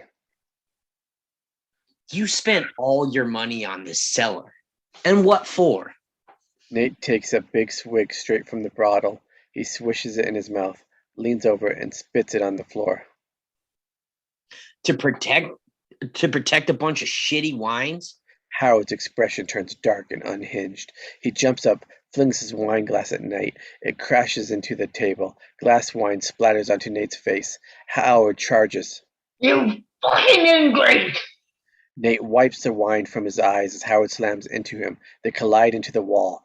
Nate takes the brunt of the hit in his back. The oxygen rushes out of his lungs. Stop it. Michelle steps back, throws a haymaker. Nate ducks the punch and swings a fist into Howard's gut. Howard groans in drunken pain, and just like that, the fight has turned. Howard has lost the initiative. Older, drunker, and weaker, he's in trouble. Nate comes up with a crushing uppercut. Howard stumbles backwards, stunned. Nate stalks forward. Jabs Howard, follows with a right hook. Smack, full impact. Howard's head snaps back, his body careens into the wine rack, and dozens of bottles shatter. Wine explodes in all directions. Glass rips through Howard's skin as he tumbles to the ground. Nate kicks Howard in the ribs, hard. That's enough. Michelle grabs Nate around the stomach and pulls him away. Howard groggily looks up from the ground, encircled by broken glass and cabaret. You fucking come at me again, and I won't stop. Do you hear me? Nate stomps into Michelle's bedroom, leaving Howard and Michelle to stare at each other. Bathroom. Howard looks at himself in the mirror, picks shards of glass from his back. Main room. Michelle sweeps up the mess. She looks shaken. Whatever the heck is going on is getting worse, and she's starting to lose her composure. Howard's room. Howard is now bandaged up. He listens to Michelle sweeping the glass, then climbs into his bed, each cut and bruise screaming at him. Main room. Michelle lies down on the couch with a blanket. Her spike-tipped crutch lies on the floor in front of her. Main room morning. A glass held under the faucet, but no water comes out. Michelle stands at the sink, a concerned look on her face as she stares at the empty glass. Howard walks out of his room. His revolver is holstered on his hip. Michelle eyes the gun. It's not working at all. Howard comes over to have a look as Nate enters from Michelle's room. Listen, Howard, I gotta say. But his words fade away as he sees the gun. What the hell is that for? This cellar is mine. I'm in charge down here. You either get in line or you get the hell out. Nate releases a blustery chuckle. Howard reaches down, touches the butt of the gun. You want to try me? Okay, Howard, okay. Whatever you say. Howard nods, then turns his attention to the faucet. Too damn many of us down here. Michelle eyes both men, an uneasy look on her face. Main room later. Howard removes the throw rug from the floor. Underneath there's a trap door. He pulls it open, revealing a narrow crawl space. Howard nods to Nate, hands him a flashlight. You first. Nate grimaces, but climbs down into the crawl space. Howard turns to Michelle. I want you up by the door. If you see any water running through the yard, you come let me know. Michelle nods as Howard drops down into the crawl space. She climbs over the couch and into the stairwell. At the top of the stairs, Michelle looks out the window. Michelle's POV, the yard, the dead pigs, the barn, and the front end of the pickup. This time, it's not obscured by reflecting sunlight. Close on Michelle, staring at the yellow paint and large dent on the old truck. Suddenly, her blood runs cold as her memory kicks in. Interior, exterior, Michelle's car night flashback. Michelle is blinded by the headlights and glare in her rear view. She nearly veers off the road, wrenches the steering wheel at the last possible moment. The truck behind her honks again and pulls alongside her. Michelle looks over at the truck, dented, yellow, old. Michelle's eyes flit back to the road, but there's a turn ahead and it's too close. The truck swerves. Is it trying to run her off the road, or is it just trying to pass her? Michelle overcompensates, and she turns away from the truck. The car weaves towards the edge of the road. She slams on the brakes, twists the wheel. The car squeals across the pavement. Michelle knows she won't make it. Her eyes open wide in pure terror. Interior stereo out day. Michelle stares at the old truck, the same one as in the flashback. She hyperventilates, struggles to regain control of her breathing. She tries the door handle, locked. A long beat of shallow breaths, and then she turns her head down the stairs. Main room continuous. Howard and Nate climb out of the crawl space. Nate has a small pump in his hands. Michelle stands by the men, a troubled look on her face. Howard asks her, You all right? Yeah, fine. What's with the engine? It's a pump, and it's busted. I can fix it. Let's hope you're right. Main room, night. Nate works on the pump. Michelle puts together another meal. Howard walks in from his room. He doesn't say a word, just pulls a bottle of wine off the wall, hands it to Michelle. She opens it. Nate fidgets with the pump, doesn't look up. Howard pulls out a single glass of wine, sets it on the table. Michelle pulls out the cork, drops it to the floor. As Howard reaches down for it, Michelle slips liquid ketamine into his glass. Howard comes up with the cork, sets it on the table. Michelle pours him a full glass of wine and forces a smile. Howard nods and takes a sip. A little off. Might be corked. He spins the wine, sniffs it. Michelle watches nervously. But I guess we can't let it go to waste. Especially now that our reserves have been depleted. Howard takes a big drink. Interior main room later. Howard is slumped on the couch, unconscious. Nate and Michelle stand over him. It was his truck. He ran me off the road that night. He planned to bring me here. Guess he'd figured he'd at least have a plaything for the end of the world. He's never been the most stable guy. And now that he's drinking again, Nate pulls the gun from Howard's holster. best that we hold on to this for safekeeping. He's gonna freak when he wakes up. Hold him. Not much we can do if he's holding the gun. If I'm holding the gun, What about me? I'll protect you. Or we could just take care of it for good. You want to throw him out? He shrugs. Michelle shifts warily. He's been talking about doing the same to us. Michelle works this over in her mind, slowly shakes her head. I can't do it. Fine. Without a gun, he can't hurt us. Nate looks deeply into her eyes. Michelle produces a cautious smile. Nate leans in for a kiss, and it's decision time. Michelle balks and turns away. What's wrong? You'll take care of me, right? We'll take care of each other. Michelle reads between the lines. She leans in, kisses Nate. Interior small bedroom moments later. Nate and Michelle naked on the bed, having all kinds of wild, passionate sex that only happens when the world is coming to an end. Michelle moans in ecstasy. Interior main room continuous. Howard on the couch, his eyes flicker open. He rubs his face. Michelle's moans echo from the other room. Howard's brain slowly returns to consciousness as Michelle works her way towards orgasm.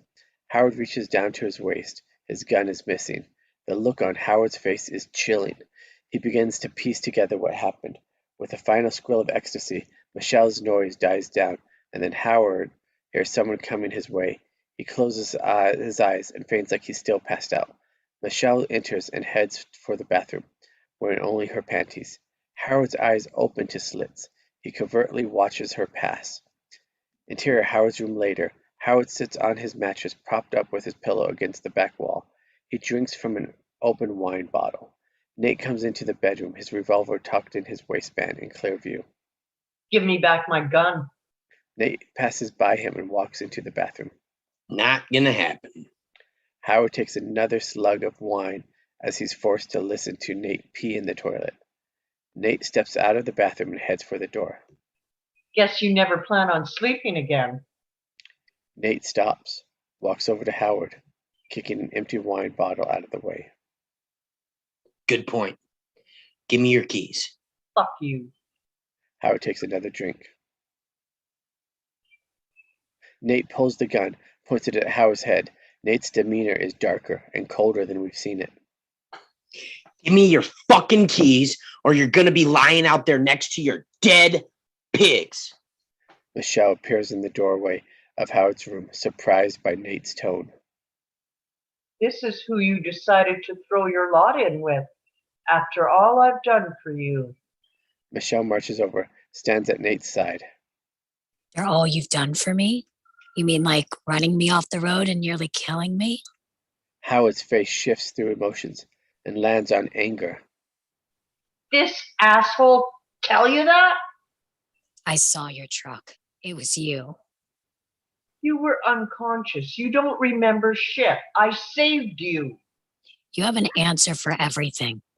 But why are there always so many questions? Nate pulls back the hammer on the revolver. I'm only gonna say this once. Give me your keys. His finger tenses on the trigger. He's really going to shoot Howard. Howard reaches into his pocket, pulls out his key ring, hands it over. Nate smiles, really enjoying this now. You know, pump is fixed. When you sober up, take it down to the well. Small bedroom. Nate and Michelle stand at the door. Nate turns the key in the lock. The door requires a key on either side. Whenever we're in here, this stays locked. If you get up to go to the bathroom, you wake me first. If the door is unlocked, I need to know about it. Michelle lets out a small laugh. First, I'm locked in a cellar. Now I'm locked in a room. Now I'm locked in a room in that cellar. Just keeps getting better. Nate turns on her, a cold look in his eyes. You take this seriously, or you could end up dead. Michelle is put off by his tone. She wipes away her smile and nods. Main room, the trap door to the crawl space is open. Howard pokes his head out, looks at Nate, who is near the sink. Should be working. Nate turns the faucet. Water pours in a thick stream. Howard pulls himself up through the trap door and closes it, drags the throw rug back over it. You were down there so long, I thought you might have fallen in. Nate smiles cheerfully. Howard sneers. You're one hell of a bastard. Come in here. Taking over. Shit. You didn't give me any choice. But you were right about one thing. This place, it's not big enough for 3 people. You're going to kick me out? Well, I'm not going anywhere, and neither is Michelle. Guess that only leaves you. She needs a little convincing, but she'll come around. Nate looks over as Michelle enters from the bedroom. Hey, baby. Morning. If it is morning. God, I hate having no idea what time it is. Nate opens the cupboard, grabs a can of beans. Basically, all our meals are basically the same. Guess it really doesn't matter much. Michelle offers a weak smile. Howard processes Nate's words. His face is ashen. Main room later. Nate, Michelle, and Howard sit around the table finishing their meal. Howard's halfway through another bottle of wine. Nate pushes his empty plate in front of Howard. Clean that up, would you? Nate gets up from the table, the revolver visible in his waistband. This food is killing me.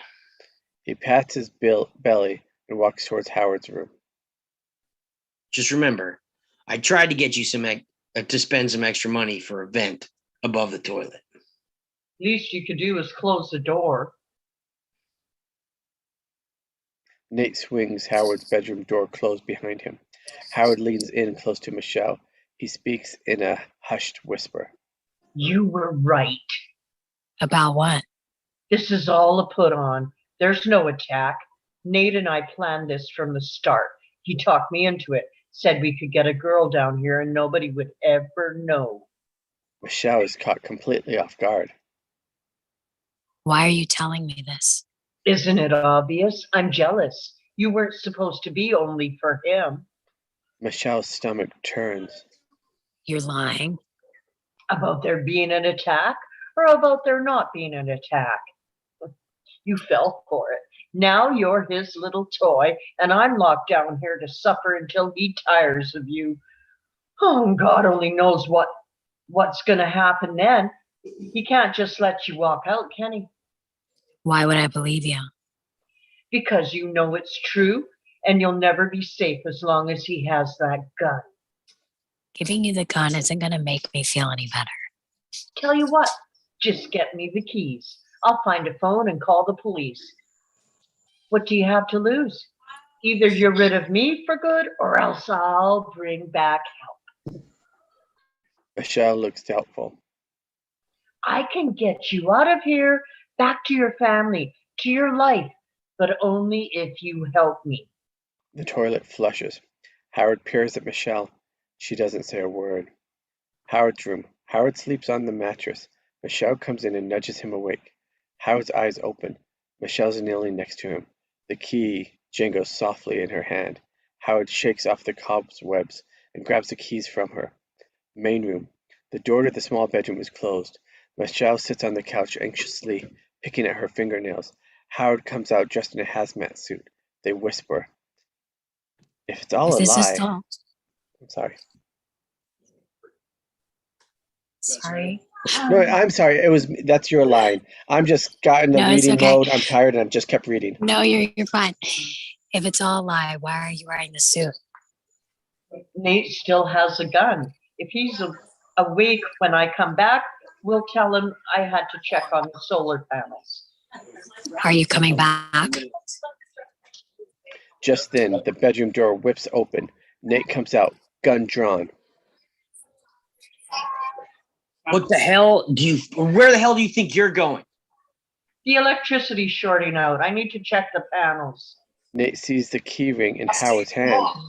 He turns to Michelle, eyes ablaze with rage. He said it was an emergency. And you didn't wake me? I was scared. I panicked.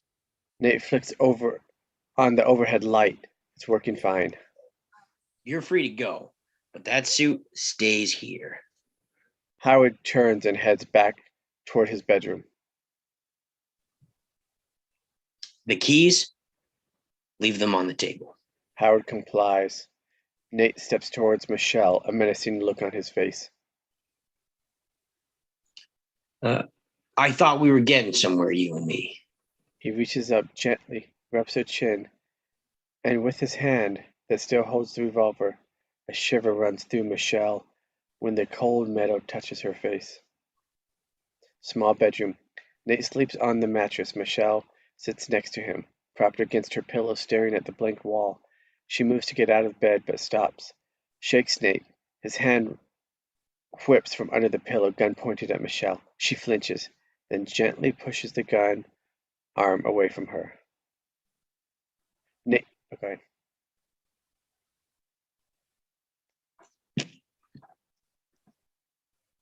In case you're busy. I gotta use the bathroom. Nate sits up. He unties the keyring from his wristband and hands it out to Michelle. Interior Howard's room. Howard snores loudly on his mattress. 2 empty wine bottles rest on the cement floor next to his bed. Michelle tiptoes by him into the bathroom. She pulls the curtain close. Howard's snoring stops. Michelle finishes peeing. She pulls up her underwear, parts the shower curtains to leave. Howard is standing there, leering at her with drunken eyes.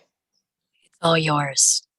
She moves to slide by him, but he steps in front of her. You're too good for me, but you'll lie down with that cretin? Get out of the way. Oh, you've given me nothing but trouble since you got here. I should have left you in that ditch. Michelle steps around him into Howard's bedroom. Howard matches her steps, blocks her path to the door. Get away from me. Would have made my life so much easier. Howard steps towards her. Michelle reaches down, grabs a wine bottle, and swings it. Howard jumps back, avoids the impact. You bitch! He grabs Michelle around the neck, a crazed look in his eyes, and then, wham! The revolver smashes down in the back of his head. Howard collapses, forward into Michelle, knocking the both of them onto the mattress, leaving Michelle underneath his limp body. Nate stands over them both, looking down at Michelle. Are you ready to deal with this problem for good? Michelle looks up at Nate. He waits for a response. She stares at him a long beat and shakes her head no. Nate turns and leaves the room as Michelle frantically struggles to get out from under Howard's laden weight. Michelle finally manages to push Howard off her. She scurries for the door. Howard's room later. Howard comes to, reaches for the back of the head and finds it crusted with blood. He wobbles to his feet, stumbles into the main room. Michelle stands at the sink, pouring out full wine bottles. Judging by the dozen or so empty bottles on the counter, she's been in a while. What are you doing? Michelle ignores him. Howard hurries over and grabs a bottle out of Michelle's hand. Don't touch me. Nate saunters into the room. He walks right up and holds the revolver against Howard's skull. I've had just about enough of you. That's my wine. Can't drink it if you're dead. Howard lets go of the bottle and backs away. Nate locks eyes on Howard, a chilling look on his face. You enjoy attacking women, don't you? I didn't attack her. I would never do that. Howard reaches a hand out to Michelle. She backs away from him. Look, I got emotional. I'm sorry. But that's not me. This whole setup has just about run its course.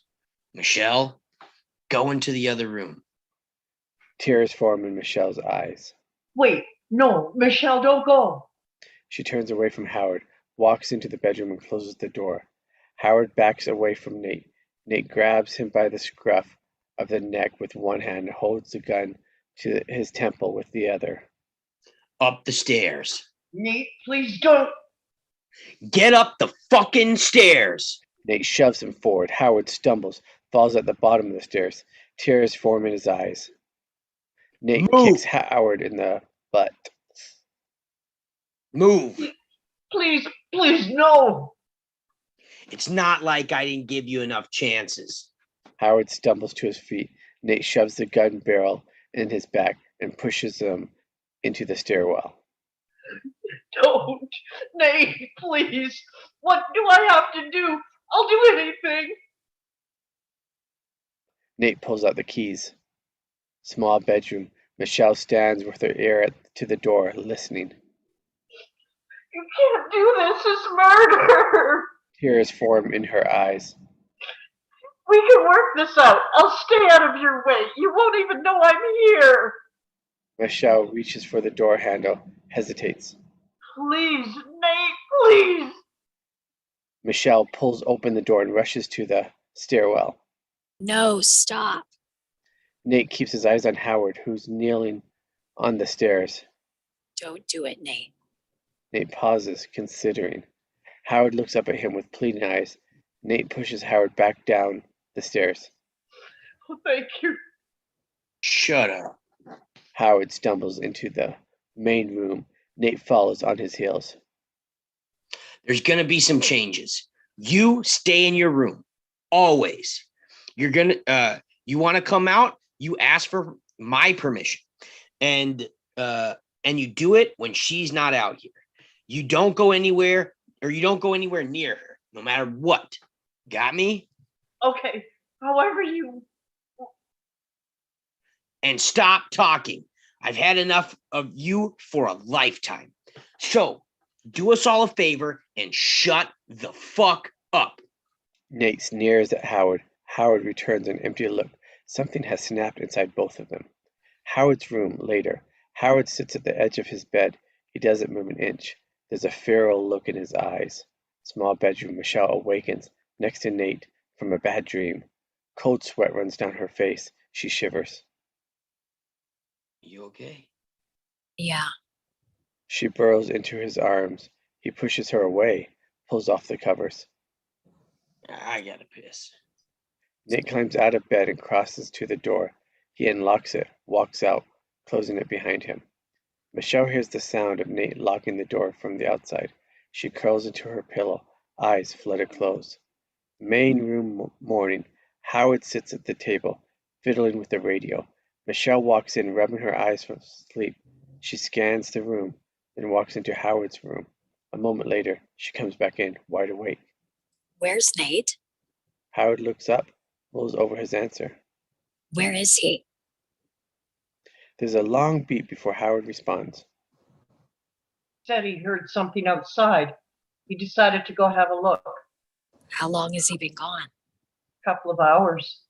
She stares warily at Howard. Think he'll be back soon? Depends on what he finds, I suppose. Michelle moves to the cupboard. Happen. What? Howard motions around the cellar. The attack. Many way things have been going in the world. Growing population, dwindling resources, too many rats in the cage, and a bunch of politicians who only care about getting a sound bite in the next news cycle. It wasn't hard to see we were coming to a crossroads.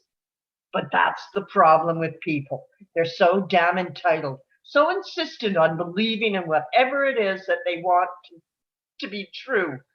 Well, the facts be damned. Try telling them something they don't want to hear. Might as well talk to the wall. Michelle nods but doesn't respond. But sometimes people need to hear the truth. Like what? At the bottom of everything, people are selfish and brutal. We do what's best for ourselves. We want to pretend like it's logic or morality or religion, but it's not. It's darker than that. And if you're in denial, Howard locks eyes on Michelle. if you're in denial, Michelle, then you're in danger. I know it's hard to face facts, to admit it's all a frenzy of selfish and desperate chaos. But if you don't face those facts, you're putting yourself in a far worse, far riskier position. Michelle breaks eye contact, pulls out some food, masking her growing sense of unease. Bathroom later, Michelle washes her face at the sink. She reaches for a towel and notices splattered drops of pink on it. She looks around for more drops of pink liquid remain in the bottom of the tub. Could be watered down blood. She stands there, frozen, staring. Main room, Howard is on the couch now, reading. He looks up as Michelle enters. What really happened? What do you mean? Nate wouldn't leave me down here with you. Not after what you did. I told you, it'll never happen again. You made sure of that. Howard motions to the empty wine rack. Yes, I should thank you. Howard, Yes? I can't do it anymore. Can't do what? Whatever you're going to do with me, just get it over with. Oh, you got it wrong. Nate was trying to. He'll be back soon. You'll see. Silent tears begin to roll down Michelle's face. You told me the whole story was a lie. Then you begged for your life when Nate was going to make you leave. I can't live with the uncertainty anymore. Or is that part of the game?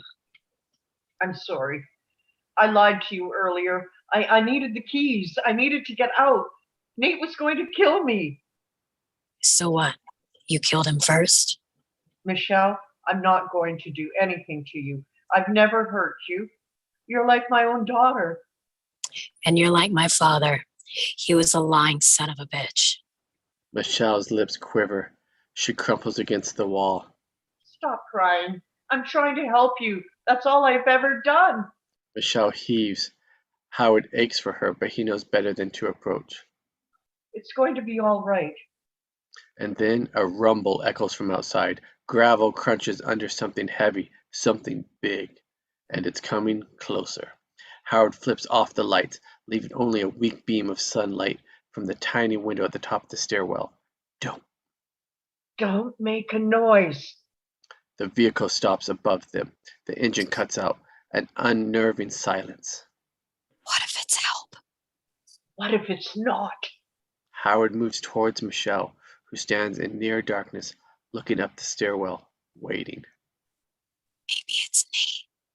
Howard nods as he slowly, methodically, moves closer. Michelle gazes at the stairwell, unsure of whether to scream for help or heave silently. If it's Nate, he'll knock. An eternity passes. The rumble of engine restarting breaks the silence. Michelle suddenly charges for the stairwell.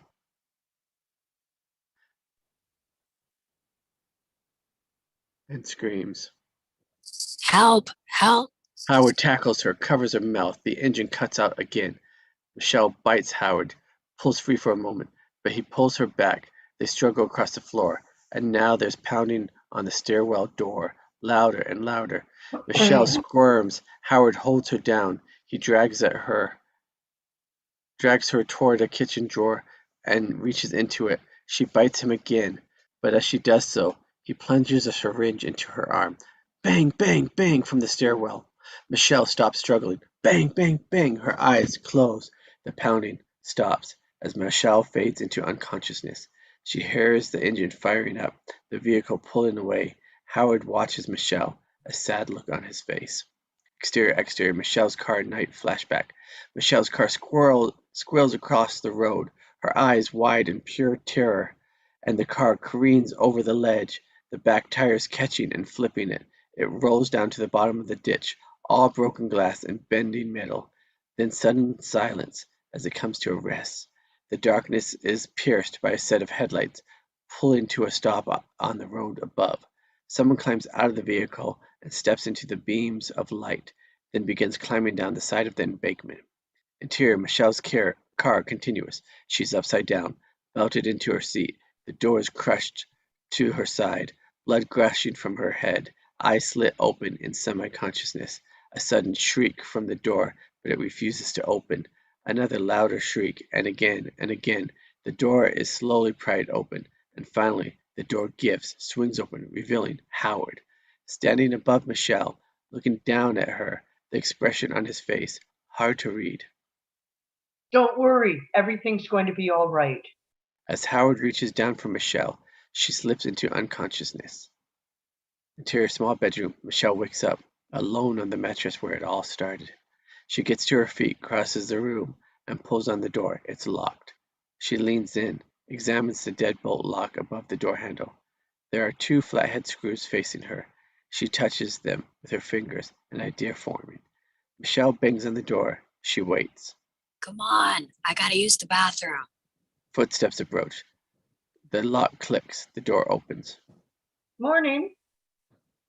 Michelle walks by him without saying another word. Main room morning. Howard sits at the table. He doesn't notice as Michelle slips a butter knife into her pocket.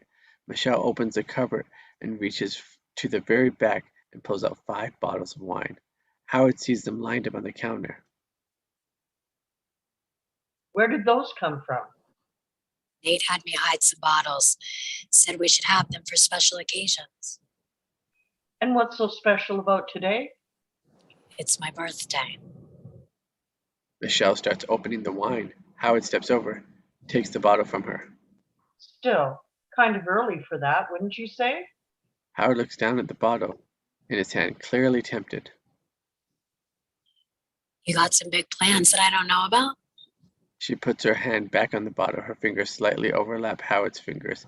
He lets go of the bottle. Michelle finishes opening it. She pours herself some. Howard puts his hand over his empty glass. I'm good. Gonna make me drink alone? Howard keeps his hand over the glass, fighting temptation. Come on, 1 drink. That's it. Okay, one. 1 drink. And only because it's your birthday. Howard moves his hand away. Michelle pours him a full glass.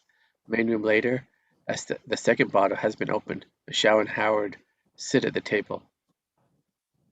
I don't really like this one. Open another. Michelle crosses, bringing her glass with her. She grabs another bottle off the counter and opens it.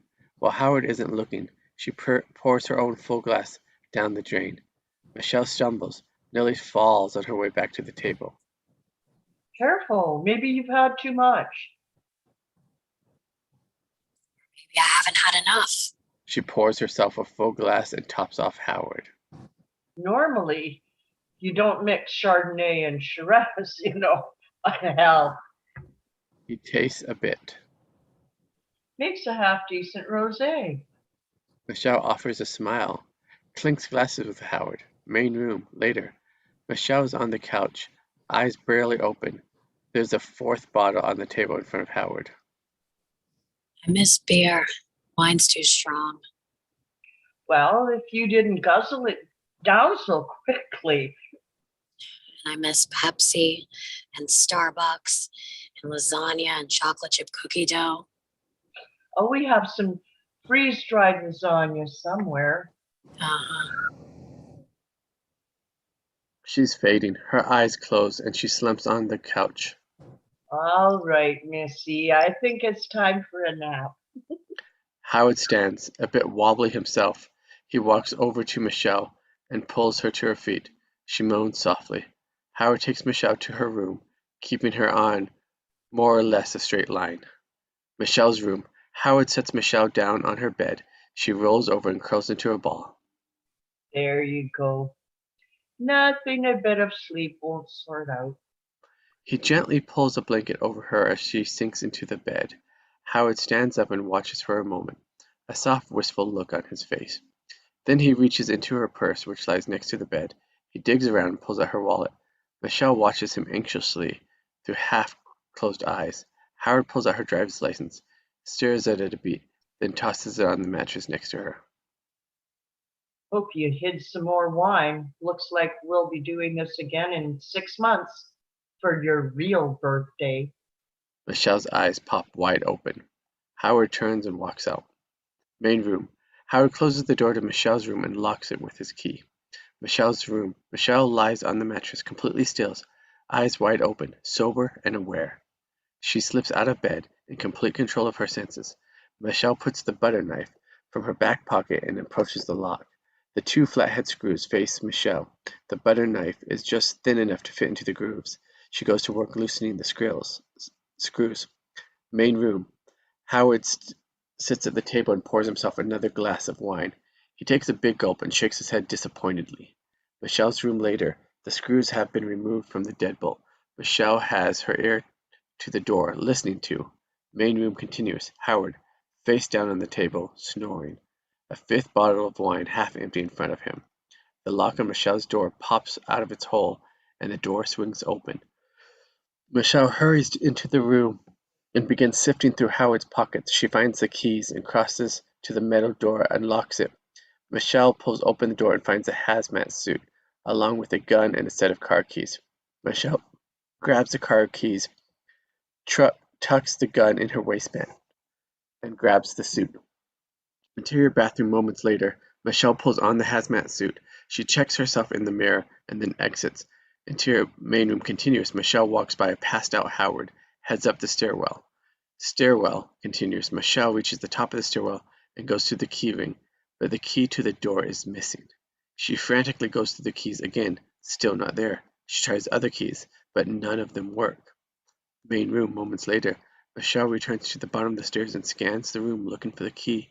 Howard stirs and readjusts a bit, but clearly he's beginning to wake up. Michelle is growing more frantic. She reaches down and slides the carpet over, revealing the trap door. She pulls it open the door and climbs down into the crawl space. It's only a couple of feet high. The well is at one dark end. Michelle glances around and finds what she's looking for, cracks of daylight. She moves towards the light, doing her best to not scrape the suit. At the far end of the crawl space, she finds an old vent that has been boarded over. She pulls at the boards, but they're solid. She rolls over on her back, her feet to the boards, and kicks as hard as she can. Thump! But the boards hold. Main room continues. Howard stirs, lifts his head at the sound of Michelle kicking the boards in the crawl space. He shakes his head, still half asleep. Interior crawl space continuous. Michelle kicks at the boards again. They're starting to crack and come loose, revealing the old metal vent behind them. Crack, crack, crack. Main room continuous. Howard shakes himself out of his stupor. He sees the trapdoor wide open. Suddenly he's full awake. He moves to the trapdoor, ducks his head inside, spins around to find out the kicked out vent. Interior farmhouse day. The steady rain falls. Michelle comes around to the side of the farmhouse in the hazmat suit. The mask is fogging up from her breath, Rain patters off her. Interior main room continuous. Howard scrambles across the room and finds the closet door wide open, gun hazmat suit missing. Fuck! Exterior farmhouse day. Michelle comes around the corner of the farmhouse and freezes. Nothing she has experienced yet compares to the horror in her eyes now. Michelle's POV, mask fogged, but through it, Nate, face down in a puddle of raindrops, bounce off the back of his head. But it's not enough to wash away the blood. Skull, fragments of brain matter. Cutting wide, Michelle lifts the hazmat mask from her face and stares in shock. Interior Howard's room. Howard scrambles in and throws the mattress into the air and finds the cellar key door beneath it. He grabs the key and rushes out. Exterior farmhouse cellar entrance day. The lock clicks, door flies open. Howard climbs out of the stairwell. He's wrapped head to toe in his blanket. He scans the yard. His eyes lock on the two dead pigs. Steady raindrops chew at their rotting flesh. Howard hesitates a long moment. Exterior farmhouse day. Michelle stands in the rain, staring at Nate's body. She's barely breathing. Michelle! Michelle jumps at the sound of her name. Adrenaline rushes through her veins. We gotta get back inside. It's not safe. His voice is getting closer. Michelle scans her options. The woods, 50 yards away. The barn, 25 yards away. The farmhouse, 5 yards away. Michelle! His voice just around the corner now. Michelle rushes to the farmhouse back door, her feet churning up the muddy ground beneath her. She turns the handle, the door swings open. Howard comes around the corner, catches a glimpse of the hazmat suit disappearing inside the farmhouse. Howard glazes down at Nat's corpse a brief moment, and then he makes for the house. Interior farmhouse mudroom day. Michelle spins the lock on the back door, then peeks out the small window next to it. Howard approaches, wrapped head to toe in the wet blanket. Michelle reaches down to her waistband for the gun and realizes it's on the inside of the hazmat suit. She grabs the zipper when, bam! Exterior farmhouse back porch continues. Howard throws himself into the back door again and again. The door holds. Farmhouse mudroom continuous. Zipper down. Michelle reaches into the hazmat suit. She pulls out the revolver. It slips in her glove hands. Farmhouse back porch. Howard stops, takes a step back, and kicks hard just below the door handle. Crack. The door jam splinters. Farmhouse mudroom. Michelle tries to thread her glove, shaking finger through the trigger. Bam! The back door flies open. Howard stands in the doorway, his face all but hidden beneath the wet blanket. Michelle spins. The gun tumbles out of her slippery glove and hits the ground near Howard's feet. Michelle turns and bolts from the room. Wait! Howard pulls the wet blanket from his face. He reaches down and picks up the gun. He shoves it in his pocket. Howard pushes the door closed behind him, then follows Michelle's muddy footprints out of the room. Farmhouse kitchen.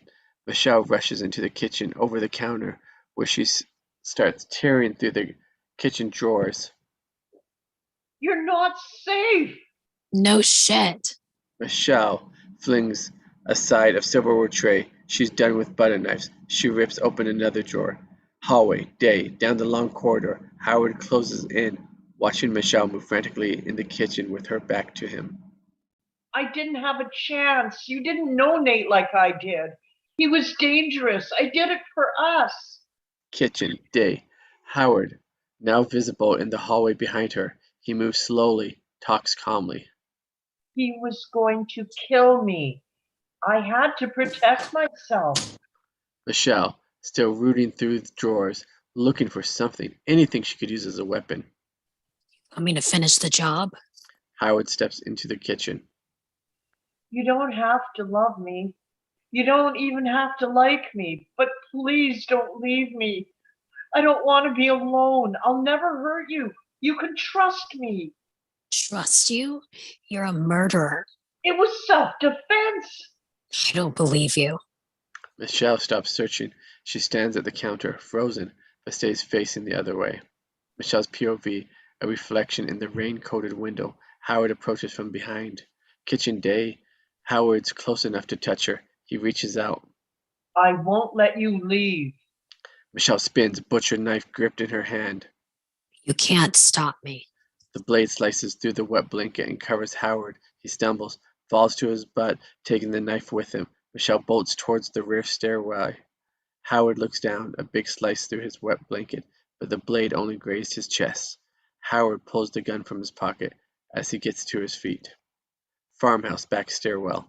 Michelle races up the back stairs, a cumbersome task in the oversized hazmat suit. She glances over her shoulder. Howard stares up the stairs behind her, revolver at his side. Michelle trips over the top step, stumbles, steadies herself on a large cabinet at the top of the landing. It wobbles against the wall. Howard's halfway up the stairs behind her. She tugs hard at the cabinet. It rocks more. She pulls on it again. It rocks further. One more huge pull. Tipping point. The cabinet crashes down the stairwell, forcing Howard to retreat back down the stairs. Farmhouse master bedroom. Michelle hurries into the master bedroom. A cordless phone sits on the bedside table. She rips it out of its cradle, but the battery's dead. Michelle throws the phone, moves to the window. A two-story drop to the ground below. Her eyes lock on a yellow pickup parked against the barn. She opens the window wide. Rain blows in, pattering off the carpeted floors as Michelle leans out and looks down at the muddy ground below. Farmhouse, main stairway. Howard marches up the main stairway, gun in hand. Farmhouse, master bedroom. Howard stalks into the bedroom and sees the window open. He crosses the room, looks at the window. No sign of Michelle. Howard turns back, looks around the room. The closet door is closed. The bathroom door is half open. Howard slowly approaches the closet. He rips the door open. It's empty. Howard walks toward the bathroom. He pushes the door all the way open. He notices a shower curtain pulled across the tub. He steps into the bathroom. Howard reaches out. He grips the shower curtain. He pulls it aside to find Michelle and a bottle of foaming tile cleaner in her hand. She sprays the cleaner in Howard's face. He drops the revolver as his hands fly up to protect his eyes, but the damage is done. He's momentarily blinded. Michelle lunges for the revolver. Howard grabs for her, but he can't get a grip on her slippery hazmat suit. Michelle comes up, gun in hand. She backs towards the door as she gets her finger through the trigger. Howard wipes his eyes with the wet blanket that's still wrapped around his head. He squints, wipes some more. He manages to open them a bit. Takes a moment of focus. Michelle stands in the bathroom doorway, gun trained on him. Howard puts his hands up. It's not easy killing someone. Pulling that trigger was the hardest thing I've ever done. Howard seems to get lost in the moment of thought. First real feeling I've had since they took my daughter. Howard wipes his eyes again. It's hard to tell if the water dripping from them is from the cleaning solution or from tears. Spare me your bullshit. I know you never had a kid. I also know you killed your wife. Nate told me. Howard stands there, a forlorn look on his face. And you believed him? Why? He didn't run me off the road. He didn't kidnap me and lock me in a cellar. He didn't attack me. I saved you. Stop with the fucking lies. You're out here walking around, breathing the air. You seem fine. I mean, except for the fact that you're batshit crazy. It's the rain. The rain must have washed that crap from the air. You always have an answer. Howard stands there a beat, a tortured look on his face. 3 years ago, I was driving home from a party. My wife was in the car with me. I was drunk. I lost control and hit a tree. My wife didn't make it. His eyes water up. The state claimed I was an unfit father. They fought to take my daughter, Lily, away. Nate testified against me. He lied, saying he'd seen me hit her. All because he thought I owed him some money. My in-laws got custody, took Lily with them to D.C., and I haven't seen her since. Not sure I ever will again. Howard takes a small step toward her. I can't lose you too. Michelle raises the gun to his face. Stay the fuck away from me. Another small step. You don't have it in you. Michelle starts to lower the gun. Howard smiles as he takes another step. It's going to be okay. I know it will. Michelle pulls the trigger. The bullet rips through Howard's knee. He collapses, screaming to the floor. He rolls around in agonizing pain. Michelle turns and runs out of the room. Farmhouse, upstairs hallway, day. Michelle sprints towards the front stairs. She slows when she sees the entire stairway is filled with a collection of framed family photos from over the years. Different shots of Howard, a beautiful woman, and a young girl. Michelle pauses, stares at them. A million thoughts rush through her head. Howard's screams snap her out of it. She continues down the steps. Farmhouse, day. Michelle runs out the front door. She sprints across the muddy yard, past Nate's body. She reaches the truck, pulls open the door. She grabs the keys from a pocket on the inside of the hazmat suit. Howard's voice drifts to out the open window upstairs. Michelle, be careful. Michelle starts to get in the truck, looks over her shoulder and sees the rotting pig flesh in the pen. She climbs in the truck and closes the door. Exterior pickup continues. The engine roars to life. Michelle stomps on the gas. Mud flies across the yard as the tires spin. Interior pickup day. The truck bounces along the pothole-filled driveway. After a couple hundred yards, Michelle reaches the road. She pulls out onto the asphalt and floors the accelerator as rain splatters onto the windshield. She reaches down and turns on the old radio. Scans the dial but only comes up with static. Maybe it's busted. Michelle turns her eyes back to the remote farm road as she pulls up to an intersection. A sign directs her to Chicago, 25 miles. Exterior pickup day. The truck turns onto a two-lane highway in the direction of Chicago. The road is eerily empty. Interior pickup moments later. Michelle comes to a filling station. She pulls in, but it's closed. Exterior filling station continues.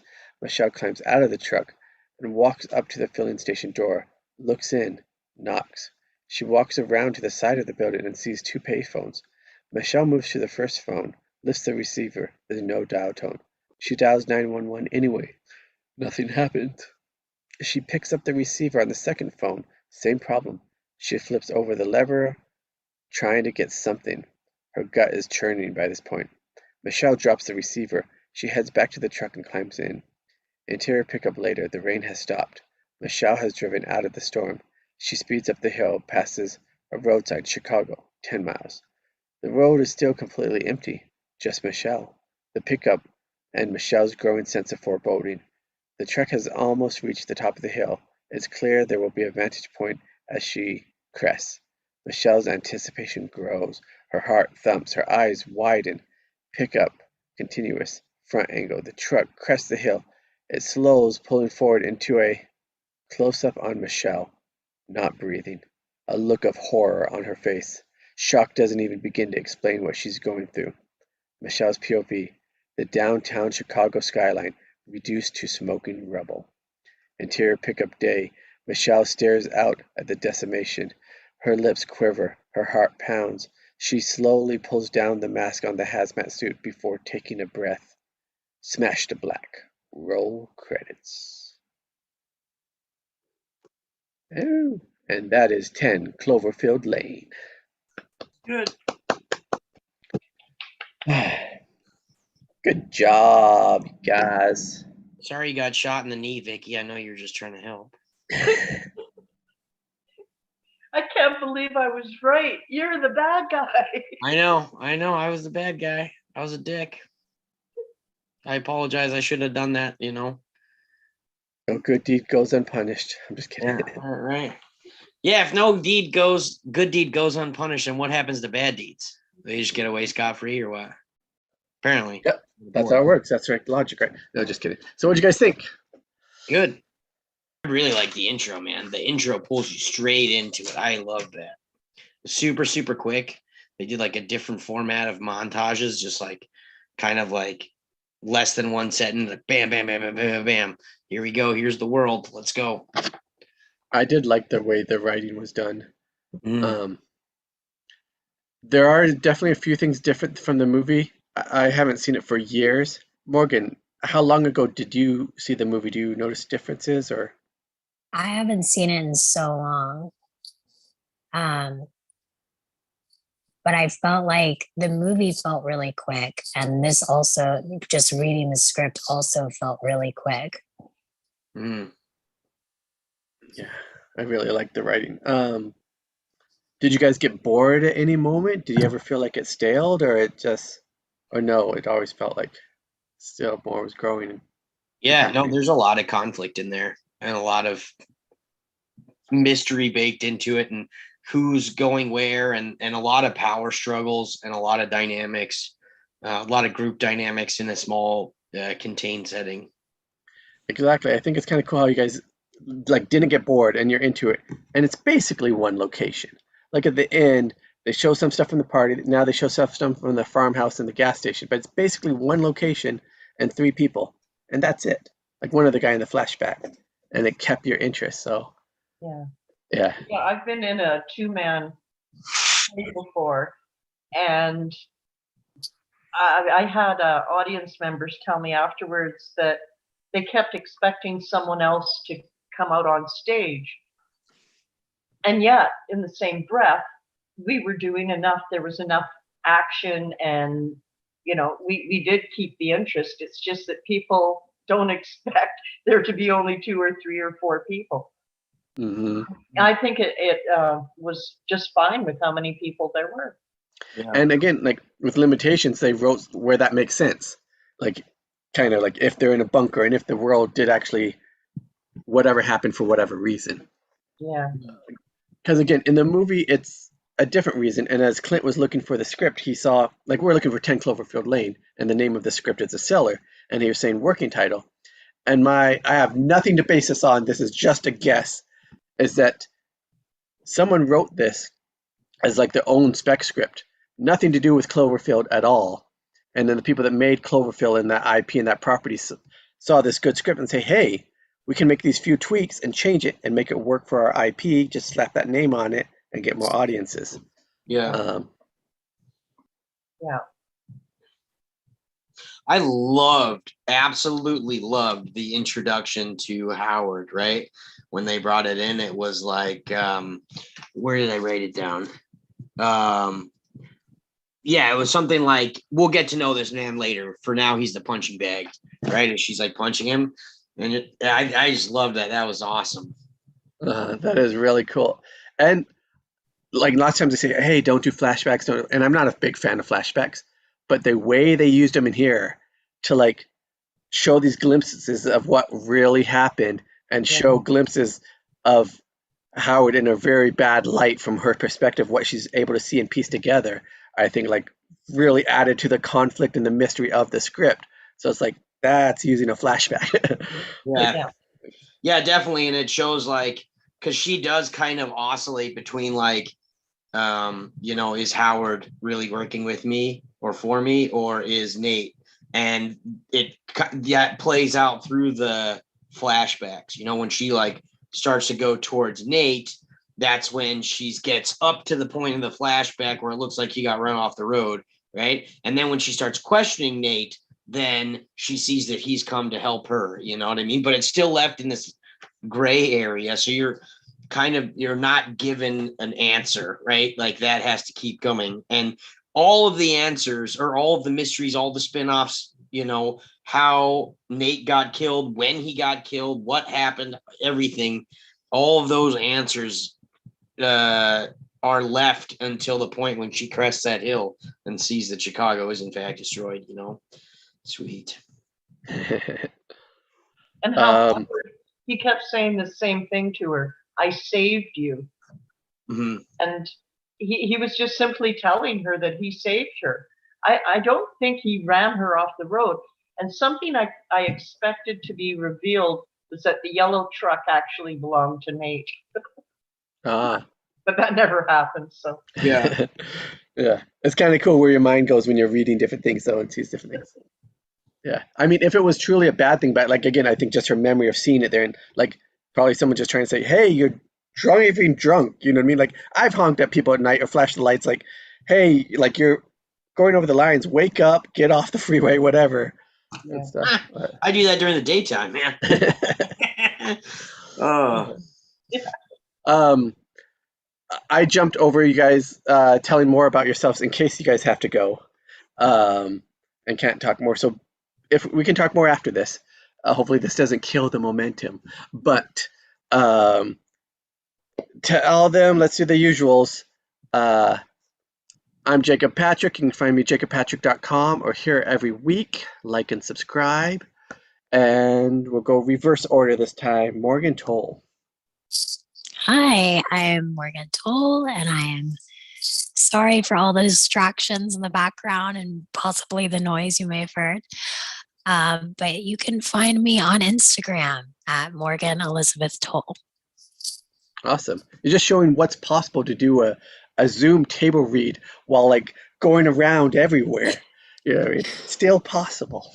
That's impressive. Thank you for being here, even when you had all that going on. We really appreciate it. Yeah, of course. I love it. And Vicky Dykes. I'm Vicky Dykes. You can find me on Facebook under the name Vicky Dykes. And I'm on Instagram. I'm YogaGrandma7. I love to act. And I think that's all I need to say this week. Yep, and she's good at it, as you can see here every week. Clint Monroe. Hey, my name is Clint Monroe. You can find me at Clint_Monroe on Instagram. And then you can touch base with me there, or email or snail mail or smoke signals or whatever, any form of communication is acceptable. And I'm just rooting and tooting along my little path that is life and trying to have fun while I'm doing it. Just got finished with a music video. That was super cool. Got to work with the talented director on that.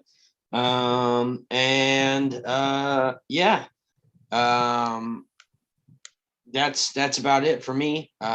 So like and subscribe Table Read Tuesdays for more awesome content. Yeah. All right. If you guys have to go, I understand. Take off. But if you want to talk more, I interrupted everybody there. What other thoughts do you guys have? See, I killed the momentum. I knew it. No, you didn't. I actually really, really liked the bold scene headings. I really liked that. And I was surprised how much I liked that. But it really makes the script, I think, look much better, right? It's really easy. Like, boom, here you go. Scene heading. That's a scene heading. It's nothing else because it's the only thing in bold. Boom, scene heading there. Here's the rest of the stuff. I really, really liked how that formatted the script, and that's going to be in everything that I do from now on. So I really, really like that. And yeah, I mean, I have other things too, but I want to cede the floor to and that's funny you point that out, because that's a meaningless debate that people have. Should you bold them or not? Like I think your reason was good. You liked the way it looked. It was clean. It was easier to read to you. yeah. Do you have any thoughts on that, Morgan or Vicky? It was an easy script to read. I really enjoyed this one. I was a stickler. I mean, I've been a stickler on how to write scripts just from my major being in screenwriting. But I think whatever works for you is what's going to matter. I don't think at the end of the day anybody's going to scold you for bolding things or not bolding things. I think the script was really easy to read. I think it only proves that the more simple you have it, the better it is, because we really got to know these characters and there was a lot of humor there and scary moments, and there was a whole lot there, even though it was a very simple script. Mm-hmm. And developing or revealing as we went along on each of them. But Morgan, what is your preference, bolding or no bolding? I would not do it. Just because I had 4 years drilling into me not to do certain things. So many scripts of mine being red marked because I did the wrong thing. So I personally wouldn't do it because I know some things are sticklers for readers. And if you're going to try and sell something, I would just stick by the rules. Yeah. You want to remove as many roadblocks or things that like might turn it away as possible. Yeah. Gotcha. All right. One more reason I want to do bolts, just because I like breaking rules, man. It's Rule my breaker. favorite thing to do in the world, man. I'm a habitual line stepper, you know. What was? Oh yeah. There were some really, like, one of the things, I think Nate, where they said only wearing boxers and a few tattoos, bad ass. Dude, that's just good writing right there, man. I don't know, you know, that's just good writing. And then like when Howard gives her the injection, right? I really liked how that was done, because that just in the writing of that, it builds a lot of intensity, right? Where it's like there's somebody banging on the door, but how they build it is like she's slipping away, like there's her rescue, right? But boom, it's like knock, knock, knock, boom, there's the injection, knock, knock, knock again. Oh, she starts feeling lightheaded. Knock, knock, knock, she's out. You know, and it's like you're bringing out right there. It's kind of cool how visceral they make it with the senses, like what you're hearing, how their vision is going, and even using that onomatopoeia, like the sound of the knocks and stuff. Yeah. Yeah, for all you writers out there, those bangs and croshes and craws are not just for, you know, cheesy or like what 60s, 50s comic book movies. Craw, right? You can in your screenplay. Yeah, Like- not just Batman. Yeah, it's not just Batman, dude. Even though they did it best. Just kidding. One thing one part go at ahead. the end was super, super awesome, where page 85, where it's like she scans her options, right? She's trying to get away, and it's like boom, you know, forest 50 yards away, boom, the truck 25 yards away, boom, you know. I really liked that. That was pretty savage too, you know, because it's I mean, that's kind of like how you're gonna think about it. You're gonna be like, boom, nope, no, you know. I thought that was really good. And it's super descriptive too. And it's still pretty quick and precise. Yeah, really, really good stuff. That's a great audible we called. We go. Yeah, thank you guys for being so mobile. And kind of like filmmaking, when you go, like you're gonna go out there, you're gonna have shot lists. I have these 80 shots I want to get done today. And then the clock's gonna tick, and they're gonna say like, you only have this much time left, and you've done this many shots. You're like, okay, how can we combine them? How can we think on the ground and make solutions? Like a South American jungle cat, Jacob, you always land on your feet. With your guys' help only. Yeah. Thank you. What other notes you got on your list that are good for kicking us off, Clint? Or Morgan? There's like always. It's interesting how like how little resolution there is in like anything, you know, like in a lot of these characters, you kind of just like, dude, like just see it already, you know what I mean? But then it like adds to the mystery, like, is he wrong or is he not wrong? Like, is he trying to help her? You know what I mean? There's no resolution. Like at some point if I was John Goodman, I'd be like, I fucking saved you, man. Like just fucking chill out, you know? And that like never comes, and you're like, God damn it, can they just like end this conflict? And then it doesn't, you know, which I thought was really interesting. I mean, it's not the way that like it would happen in real life, you know, but it's part of the drama. But I did like the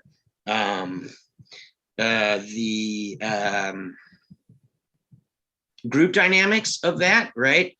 One of the things that I've noticed a lot is like I watch game shows. It's a guilty pleasure. I'm sorry, but you know, I'm not sorry because they're awesome. But like in a lot of the elimination challenges, right? Like women will, by and large, group together, right? If it's an elimination challenge, right? Or another one that's a huge group dynamic, which is what happens in here, is age, right? Like age is one of those things where it's like, I kind of trust this person a little bit more because he's similar in my age dynamic, right? And so it's just really interesting how they played that up, because it is true. Like if you watch people and you see kind of like how they bond and like why they bond, and that is something that's really prevalent. It's a shared common experience, is how we naturally choose who we want to trust and who we don't want to trust, especially given some extraordinary circumstances like this, right? This woman has been kidnapped, maybe, or maybe not, but she is unaware of how she got there. And there are two men in there, and she doesn't know who to pick with, and how is she going to navigate that, right? And she's going off of these group dynamics that we all innately have, and it's like picking that similar interest. So I thought that was really well played.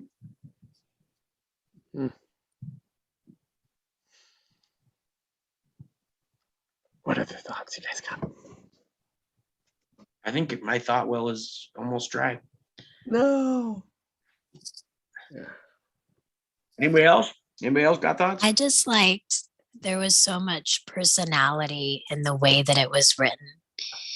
And for me, it's a whole lot easier to read when you can almost hear the writer writing it, if that makes sense, because you hear the writer's personality in the script. And so even when reading the action description lines, it almost feels like dialogue. Mm-hmm. So I personally like scripts like that. I know you maybe didn't take specific note of it, and we don't have it right in front of it. Like, can you recall an example of where that's shown? Like for someone to go like, what do you mean by that? I saw this, I read it, I don't know what you mean, so I don't know how to replicate it myself. Like, how can someone do that? If you can. If not, I mean, that's a big question to put on the spot there. I'm looking. Okay. So I did notice different things too. I forget now if I liked it or didn't like it, but I remember something registering, but I just had to keep reading, so I forget it now.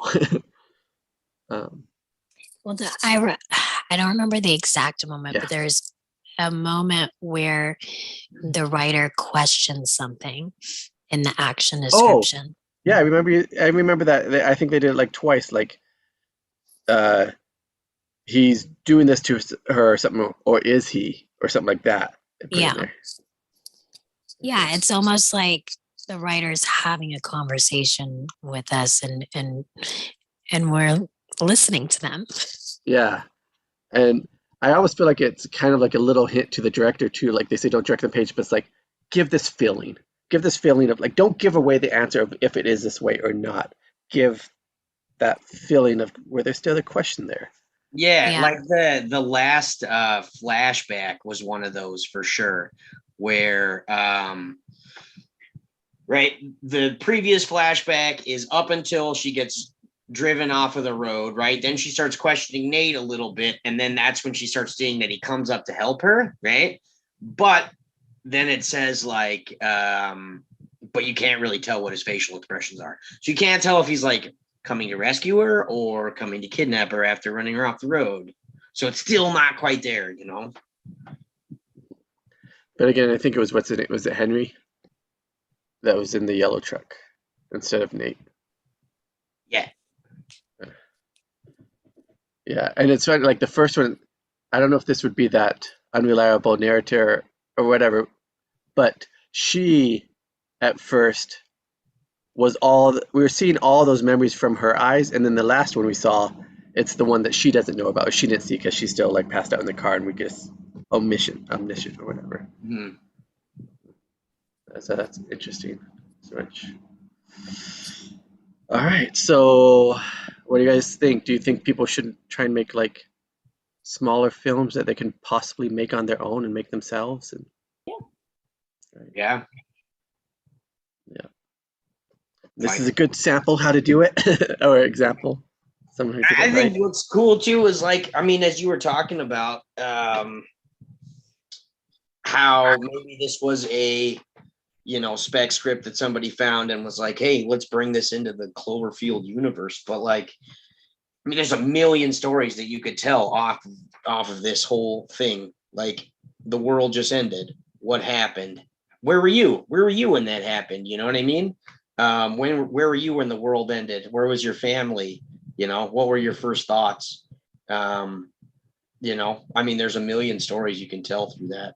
Yeah. And if you want to start working on something yourself, and you're thinking about it, man, think about your family, think about some friends. You guys are hanging out, like the original one is some people hanging out at a bar. People could be at an arcade. You could be at home watching TV.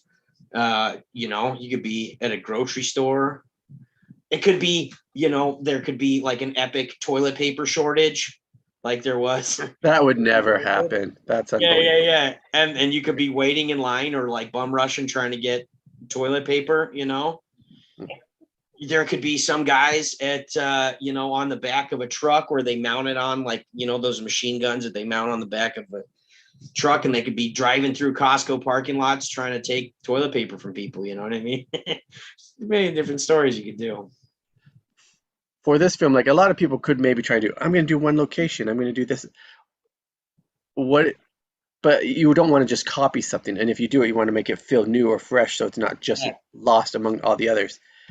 Can you guys think of anything that makes this one have that difference to it, or that isn't just like any other story like this? Because I could see a lot possibly trying to do this thing and it falls flat.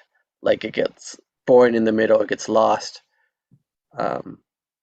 It just doesn't work, even though they did almost all the same elements. Well, you wouldn't do the same elements, right? You would do, I mean, there's the constants have to be conflict and no resolution, right? That's what's going to carry you through the script, right? It's just got to be different beats. It's got to be different things that happen, maybe these people don't get hooked up. Maybe the person doesn't die. Maybe somebody's got an infection that they don't quite seem to get the stuff for. Maybe they leave and they can't find medicine. They're going through different people's houses trying to find medicine, and they can't while this person's dying. There's a million different ways to build conflict, or just think about social dynamics, man. Just watch Survivor, watch a season of Survivor, look at some kind of game that was being played, and extrapolate that into a situation where you're locked in a bunker, or not locked in a bunker because, that's been done, but another situation. Morgan, do you have a thought? I was going to say it reminds me of the writing exercise where you put 4 characters in an elevator, and they're stuck in an elevator and you see how they interact with each other. So it reminded me of that because it's a very well overplayed plot line, but there's so many different ways you can use it and make it work for your story. And I feel like that's what they did here is they made people stuck in a location, and it creates a cool dynamic. Yes. And from what a lot of your guys' comments, it sounds like, especially for this movie, it's really the character or character base. They're driving more so than the plot, because the plot is just this one little thing and that's it. Yeah. It's like, yeah. So cool. All right. That's awesome. Side note, though, Yes. everybody that's watching, you guys need to buy Morgan Toll's book. You can find it on Amazon. It's bomb. I wouldn't have bought it if I didn't think it was great. I got a chance to read it. It is masterful. So I was really excited to read that. Her use of language is pretty amazing. So buy it. Buy a couple of them. Give them as gifts. What's the title? I have 2 books. The first one is a kids chapter book called The Daydreamers, and the other one is a poetry book called Craving Stardust. I love those titles. Thank you. Those are good. All right. And they can find them on Amazon, or do you have a preferred Yes. place? Amazon is good. Amazon, Barnes Noble, any of the things. And it makes great reading material if you happen to be witnessing the end of the world and you're trapped in the cellar. Read her book.